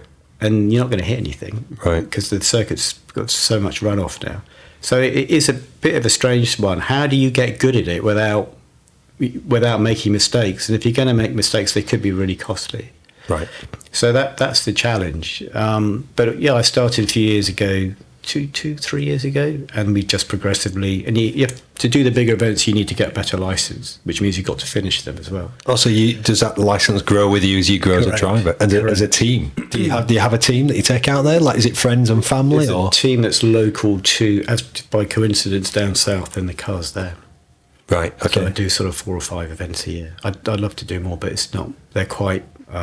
They impact too much. Intense. Yeah. In time and travel and. It's quite stressful as well. I get because I'm not a rally driver. I'm a guy having a go. That runs a business. And we did one in Wales this year, which was a combined round of the European and British Rally Championship. So the next one up would be a world round. So it's quite a big event, and you're sat in there, and your brain's going, "What am I doing here?" But you're going back to that whole sort of believe in yourself, like you've got to. And the other thing for work is you've got to make a decision. You've got to commit. So you've got to go. You can't. The car doesn't work as well. You've got to put your foot down. You've got to drive it. You've got to drive it. Yeah. And you obviously enjoy it. You obviously enjoy driving. I love it in the car. Yeah, it's brilliant. And if you get more right than wrong, it's a great feeling. And it's almost. And the challenge, it's not really like driving that you do on the road. It's it's something else, isn't it? So to recalibrate your brain to that, yes, and go, and in Belgium they do a lot of cutting of the road, so they'll straight line a corner if they can. So you go over the grass, so you'll have a big cut like half the car's off, or they use the ditches. So you use the ditch like a carousel. So you put the car in the ditch and bomb around it, and you'd be amazed how fast you can go around, and it just sticks. Like a fly on the wall, and around you go. So you never do that normally. So you have to. You don't do that on the way to Morrison's. And you have to. So you have to commit. And you have to chuck it in there. Yeah. Brilliant. So what's the future hold in terms of CrossFit and rallying, but also SWP? I'm really really focused on and where we're going in the future. You're relatively young, 58 years old. I now class as a very young age, and I think there's a lot of life and love to give. Obviously, you're very passionate, and you've shown this whole timeline of dealing with diversity, dealing with all the hurdles that you've had to go, and quite a few, looking at the timeline, quite a few financial struggles, but not here at SWP, but globally in the financial market. You're back to that empty chair. You've only got to go back to 2016 to now. You've had the referendum. Yeah, I forget about that. Then a few years later, we Brexited. That was the same time COVID bit. Yeah. We moved as a business during that. Then we had war. Which is huge. Russia. Then you had Liz Truss and all the mini budget.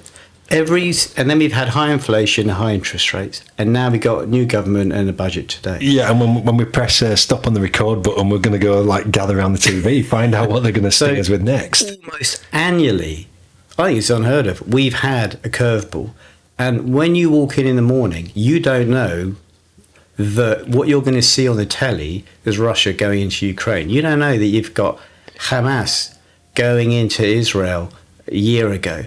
And every single one of these issues has affected us because it's either trashed like Liz Truss, the pound dollar.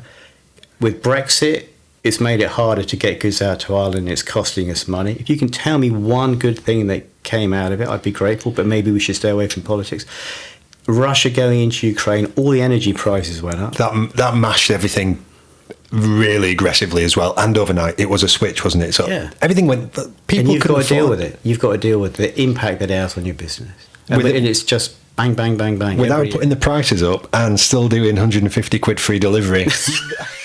It's true though, isn't it? Yeah. You said that in 1997, 150 quid delivery paid. Yeah. And customers, but customers want better quality stuff than back in 1997. Well, they're trying to get it down. It's almost as though they don't, with respect, always understand that we are impacted by this stuff. I wonder if because it affects everything, and I often ask myself this question: is it just the welding industry? And it's part of me thinks, do you know what? I bet it is. I bet it's just the welding industry.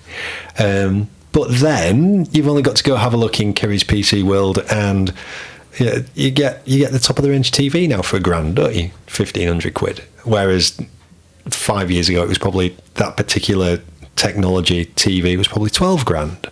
But then next year, the customer's going to want that for 900 quid. And the year after, they're going to want the same technology for 500 quid. So it's not, but I often do feel it's just the welding industry that really tries to hammer it down.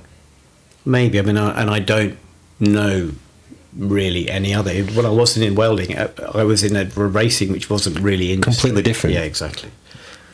I think naively on my part, I'd like to think that there's a value attached to working with SWP, being a customer of SWP. I agree. You can ring in and get technical expertise. You can ring in. We'll come out and do a demo. We'll fix your machine same day. We'll do this, and this, and that. You might take a view that there's a value to that, rather than club us over the head for another penny off. And I don't know how many people might share that view, but we work with our top suppliers more like a partnership. Yeah, and we want to go forward together. I don't know how many of our customers would think to come here, sit with me or whoever, and go, this is what we want to do with you.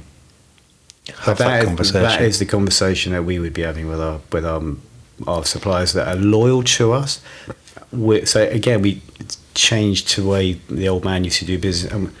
I reckon our top 10 suppliers have been the same for years and years and years. We're very loyal to them. We could shop around, I could chase a better price, I could shake the tree and disrupt the order of service, and I could go and do all of that. But I don't feel at times that would be particularly helpful to the bigger picture. No, definitely not. And for long-term stability as well. but I just wish maybe we had more relationships like that with, and the irony is the people that you'd like it with, those distributors that you know are great, have got super potential, you can't have the conversation because they've made their mind up about you and they don't want to talk to you. Yeah. So there's this irony that the people you'd really like to get around the table with, they've made up their minds they don't want to get around the table with you. And of course, every year that goes by, you evolve again. So there's even more reason for them to at least have a coffee and have that chat, but their mind's made up and the shutters are down, and that's that. I think that's what we need to do. We need to get Jeremy's diary open for the next couple of months after the podcast, and let's get people at the table to have a proper conversation about the differences, the things that you can do different, the things that are unique to you. I know that on the grand scheme of things, people might look at a couple of catalogues from a couple of different companies and think, oh, basically these are the same kind of company doing the same kind of thing. But when you come in and you sit down at the table and you have the conversation, there's things that you do which are unique to what SWP does, and you've got the Genset brand, haven't you, which is really, really good for you. And do you know the story about when, because Genset used to be based in Port Talbot, didn't it? It did, yeah. They had an engineer called Murray, and he would load his van up every day to go out and do his repairs, and he'd have his van would be full, and he'd have a certain amount of PCBs that he probably thought he needed, and he'd go out, and if he had a really bad day and he'd run out of PCBs to use in gensets for repairs on the service, he'd call in at work with my dad and he'd say, Malcolm, right, can you repair me while I wait? I'll put the kettle on and make you a drink. Can you repair me 3 or 4 boards so I can get through the rest of the day? And, is that right? And Dad built a test rig that basically simulates an NPM 10300 or 8300 or whatever it was, 400 and 300 amp, and he had a 600 amp one, and he had different ones for different ones, and one would do 2, and one of them you just watched the inverted drive on the oscilloscope and set it differently for a different board. And Murray had come, right, you put kettle on then, Murray, and Murray had his own cup, and he'd make his own cup of tea, and Dad had fixed 3 or 4 boards to get him out of trouble so he could get back on the road and get another 3 or 4 repairs done in the day, and that was for Genset Direct. Is that right? Okay. And when you ask my dad about why Genset over everything else, and Dad did a lot of reconditioned stuff as well in the 90s, you know, Dad was a small business in terms of, you know, for a long period of time, big names didn't want to deal with Dad, like Lincoln had never come to Dad, and ESAB. So if Dad wanted to sell an ESAB machine, it was a second-hand one that had reconditioned, or a Lincoln, it was a second-hand one that bought and reconditioned. You know, I pulled an FCR 650, really old relic of a machine out of one of my companies last week and put a great big new sub-arc system in there. And it was probably reconditioned when my dad put that in originally. And then when you got on to speaking about generators and the Lincoln Bullet, and then you'd speak about Genset, Dad could tell you how they wound the stators at Genset, the machinery that they had, how the windings were different to other people's stators, why the stators were so good. And in my apprenticeship years, we used to save the Genset stator switchovers for a Saturday morning. So we'd come in as a team on a Saturday morning. Dad had a much bigger team back then, and some people would be getting on with a normal job, and me and my dad would do like an NPM 400 switchover, and we'd do it in the Saturday morning. It'd be Saturday morning, cup of tea, strip down. We had a set routine, strip it all down, rectifier out, board on the bench, clean it all out, stator off, new stator on, all done, rebuilt, all done, refueled up, fuel checked, underload, get to fish and chip shop, get some fish putties, and we had it to a T. And Dad wouldn't touch any other generator. Really? He did some reconditioned arc gens for a long period, but the older ones, he would on brand new machines. And even before he died, you know, I sold a 400 the other week, and Dad sold quite a few 400 gensets. Yeah, they're gaining traction now, and I think they lost their way a bit when the relationship. It was a relationship with the Welsh that did it, distributor, wasn't it? Yeah, fell apart, and then they lost a lot of ground here. Fantastic machines. Yeah. Dad loved them, but he could tell you how the stators were wound differently. How many distributors have the knowledge that MS has? I don't know. I don't. Do you think now? And did they ever? Were there ever that many? Are you like a bit of an outlier with that level of technical expertise, or is it dying out the industry slowly? I think I've got a couple of takes on this. One is that the internet allows people to recite information. I'm not saying the internet doesn't give people the ability to learn, because I think it does. But I think now you've got a lot of people that can recite something. And reciting something, but knowing exactly what goes on in there is two completely different things. Yeah. But to the end user, the guy with the checkbook who's in a little bit of a predicament, either needs something fixing or wants to buy something, I don't think many of them see beyond either something being recited or a real technical guy. I think the advantage I have is I'm extremely passionate, so I will speak to you on whatever you want to know, on whatever level you want to understand about what's going on in that genset. Back to what I just said, I think a lot of people will recite information. I think it's a dying breed. I don't think people are interested. If you asked Oliver, my son, do you want to go take over Dad's business? He'd be like, I'm just going to go try my very best to be a fighter. I don't really want to roll about with dirty Kubota engines, and I don't want to be welding, and I don't want to be getting involved in stuff. But I don't know. Things might change. He's only 15. I don't know. Dad was a service engineer, wasn't he? So you'll remember AA Welding, which was Trevor Ball. Well, Dad was Trevor's service manager, right? And Dad was offered some kind of offer within the business, and Trevor wanted to get into manufacture of welding machines, which he did. And Dad didn't want to do that. He said, ultimately we've built a really, really good business doing reconditioned machines and repairs and service, and that's where I think we should stay. And Trevor really wanted to go down the manufacture route. And Dad said, well, and he made him an offer. He was going to be a partner in the business. And my dad went and got some financial advice. And the guy said, well, if you're willing, he said, there's going to be a big risk. Kind of, you're going to be liable for a lot in this new business that Trevor wants to set up for you. Or you can, how confident are you in your own ability? Is, I think, what the financial guy said to my dad. And my dad said, yeah, I'm all right. He said, right, well, just put the risk on your own head then. Handed his notice in, went on a family holiday thinking it was going to be the last family holiday we had for a long time, because he thought the worst rather than positive thinking, and said, right, yeah, we'll see what Monday morning brings. My mum went, you're joking, you've got 7 jobs booked in. And it was just a rolling thing. And so I've always been around that. Why does it do that? Why does it do that? Why is that better than that? What's going on there? I went to see a UK manufacturer a couple of weeks ago who builds some special equipment for me every now and again. And we had a really good conversation about how IGBTs are connected. Now, anybody can recite the fact that my inverter's got IGB technology. But how they're connected, how they're driven, at the frequency point, what happens to the IGBTs when they're driven at different frequencies, and why that's imperative to the output and how that machine's going to last.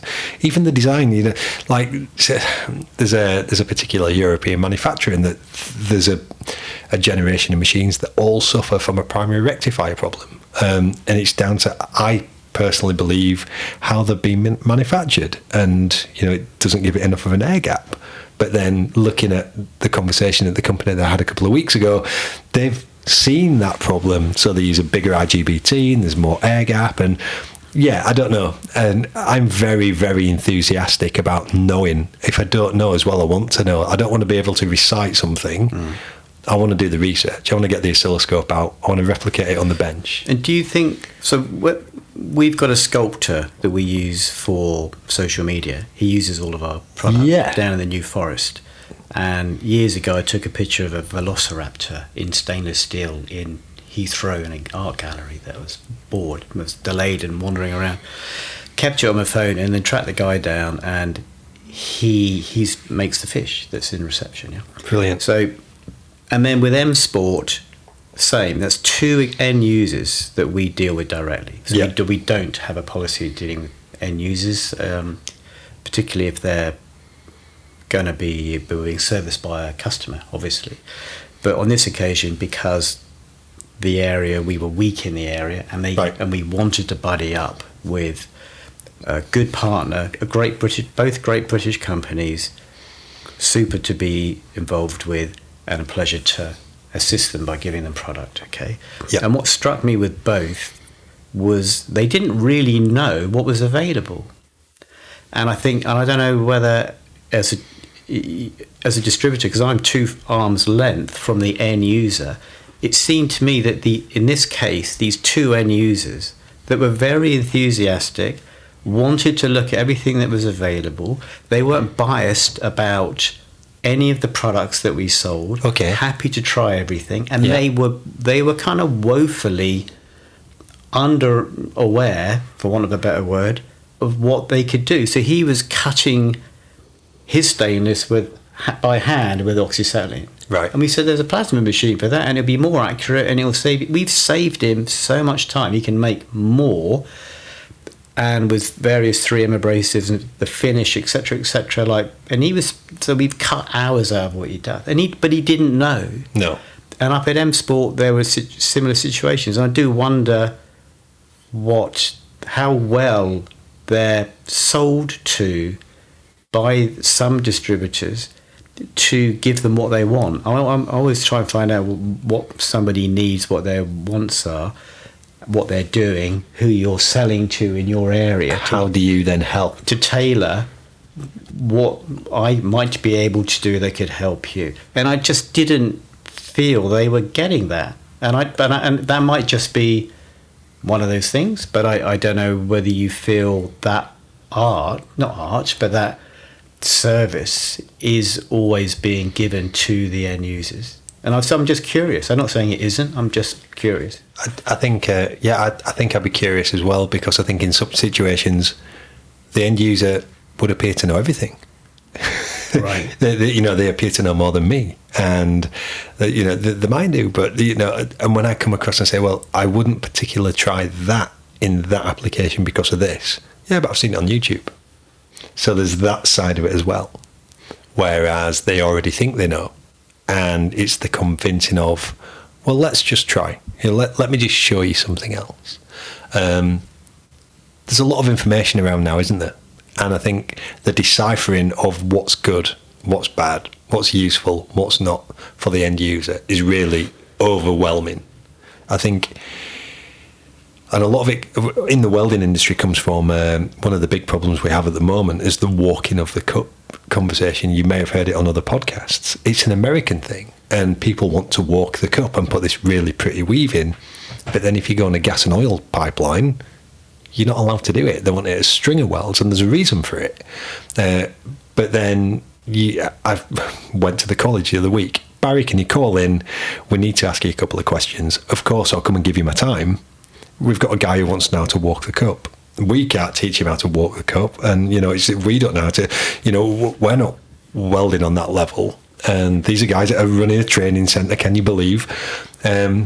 But again, it comes from YouTube. I've seen people on YouTube walking the cup, and I think there's 2 sides of it. I think there's this side where the end user really, really, really knows what he wants, but it might not be right for him. And I think there's this other side of it where people don't know. And I don't know how to address it. It was different in 1997. We didn't have the internet. Mm. So what we did have on the internet, the information was very, very small, wasn't it? People's websites were 3 pages long. Yeah. It was the invent of the blog, wasn't it? Slightly after that. So, information overload now is something that I don't look. I try not to. Yeah, I don't get into it. I think, it's a difficult one. I don't know how to navigate it. I think education is really important at this level, my level and your level, as a business into people. Yeah, you're right. It is, but keeping that knowledge within the distributor to pass on, and to not gatekeep as well. I think gatekeeping's a big thing in the welding industry. Right. Just from things that I see and witness. Like what? You get it. on a couple of different avenues. So the boiler shop, there might be a guy there who's near retirement age. Okay. But there's young Johnny who's 19 years old, quite talented, up and coming boilermaker, up and coming welder. Can you just tell me about your settings on there? No, I'm not telling you my settings. Why not? Well, I've worked 45, 50 years doing my job. You know, how I make my end results, my knowledge. Why should I give it to you? And in some ways I kind of get it, but then in other ways I just think, just pass it on, just help the guy. You know, I think you're a better person if you're passing it on. What you're gaining from taking it to the grave with you. Yeah. That does concern me. Gatekeeping massively, but also then you get the gatekeeping of what best consumable is to use in that particular situation. Well, we're going to keep that quiet because we want to be the only people who know. So then people like me has got to go down to the metallurgy level and have a look at what's best and what's, you know, what's not. Some people don't know that. So that I think gatekeeping of information holds people back. Okay. And in your area, what's the age demographic like for your competitors? Are you in an aging part of the country for distributors? Because it is interesting to think how the geography is going to look going forward, because if there's not a natural progression to hand down, or like you said, it's not sexy, people don't want to get into it, how do you see it panning out? I think in terms of distributors, we've got a couple, definitely in Yorkshire, where the younger generation have come into the business. But that's on a distribution level. I think the problem that we're really going to have is good engineers, people who's passionate about what goes on the circuit board, why we do it that way. I think that's going to be the next challenge. I think getting really, because people are interested. I think you can go work at an Amazon warehouse as an engineer, as a young lad, working on the automation systems, 50 grand a year, it's straight in. It's crazy, isn't it? Big money. Yeah. And loads of big business kind of perks to that. I personally think coming into an industry where there's, you know, not so many guys is a really good thing for you. You know, you're gonna give yourself more longevity, aren't you? Longevity. Yeah, it's a difficult one, but then I've got companies that are very active on apprentices, getting apprentices in on the shop floor, teaching them about the good gear, giving them really good gear to use. But then there's companies that say we can't afford to have, and we don't know what's going to be said in this budget, do we? But there's companies that say they can't afford to have apprentices or young staff because they're that small as a business. They can't physically give them the time or pay them. What's now required to be where you've got to pay people, which is quite a lot, isn't it? Yeah. So there's, I don't know, I think what the financial times of the economy at the moment is going to demand where people go when they leave school over the next, I don't know, the next decade. I think is going to be, I don't know. I'd hate to think, you know, I'd love to think that Oliver somewhere along the line learns how to use his hands. Yeah. Even as a skill set, so he can change a wheel on the car. You're not going to be able to email AI and get that answer. My dad was creative. He could make. But he went and did a metalworking course in retirement, made like a knight's helmet or something. I mean, I don't know what happened to that gene. I think it's completely missing out of my gene pool. I can't. But he definitely had a creative side to him. And I think we need... Was, you know, nice to see, and that, but I can't. That's not something I can I can do myself. But we need it as humans, I think, to continue that creative, that thing that inspires other people and thinks outside the box.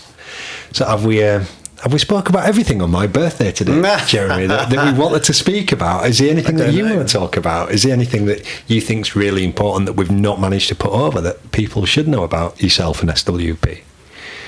I don't think so. I'm grateful to you for giving us the opportunity to talk about it, and it's been a good experience. And I think just the level of hard work that goes in behind the scenes, and you'll know what that is. I'm not sure if we touched on it earlier, but it's year after year after year you've got to push length.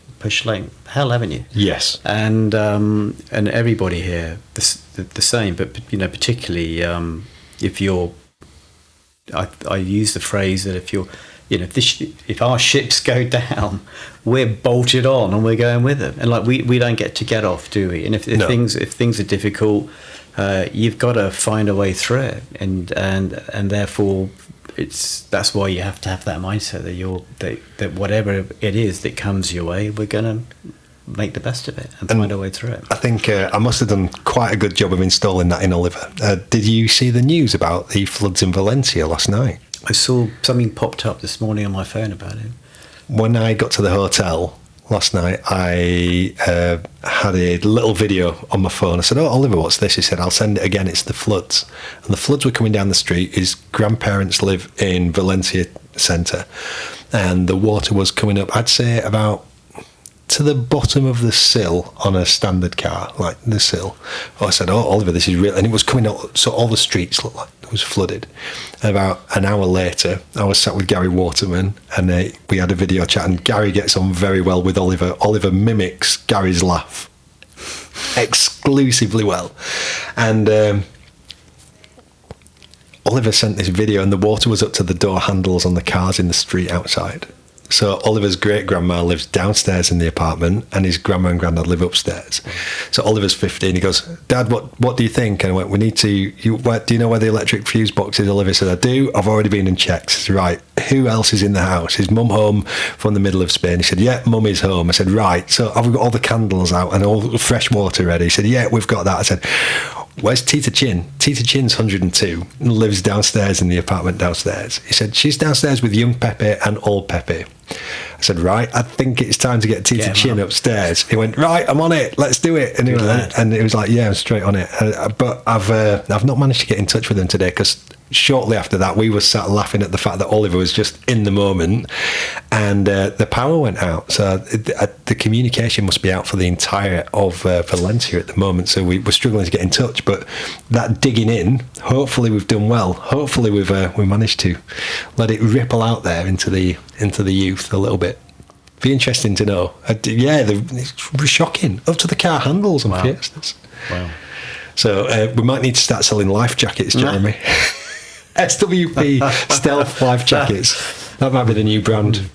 Thanks for coming on. It's been my pleasure. I really, really enjoyed it, and we've been trying to do this for about a year anyway. But yeah, thank you very much for asking. It's been great experience. Thanks very much for the help. I can't thank you enough for the support I've had over the last 18 months. I know, like in all business, like you said, sometimes people don't actually see what a business can do, and the family behind SWP is what's helped me these last 18 months, regardless of the products and the help and everything that you do offer that I now switch to you. The family's it's my second family. It's lonely, isn't it, at work sometimes, and I know that there's always Janet on the end of the phone, or Gary on the way home on a Friday night, and we have and Simon. Yeah, it's great. Even you and me chat, it's great. Pleasure. So thank you. You're welcome. I can't wait to get you back on.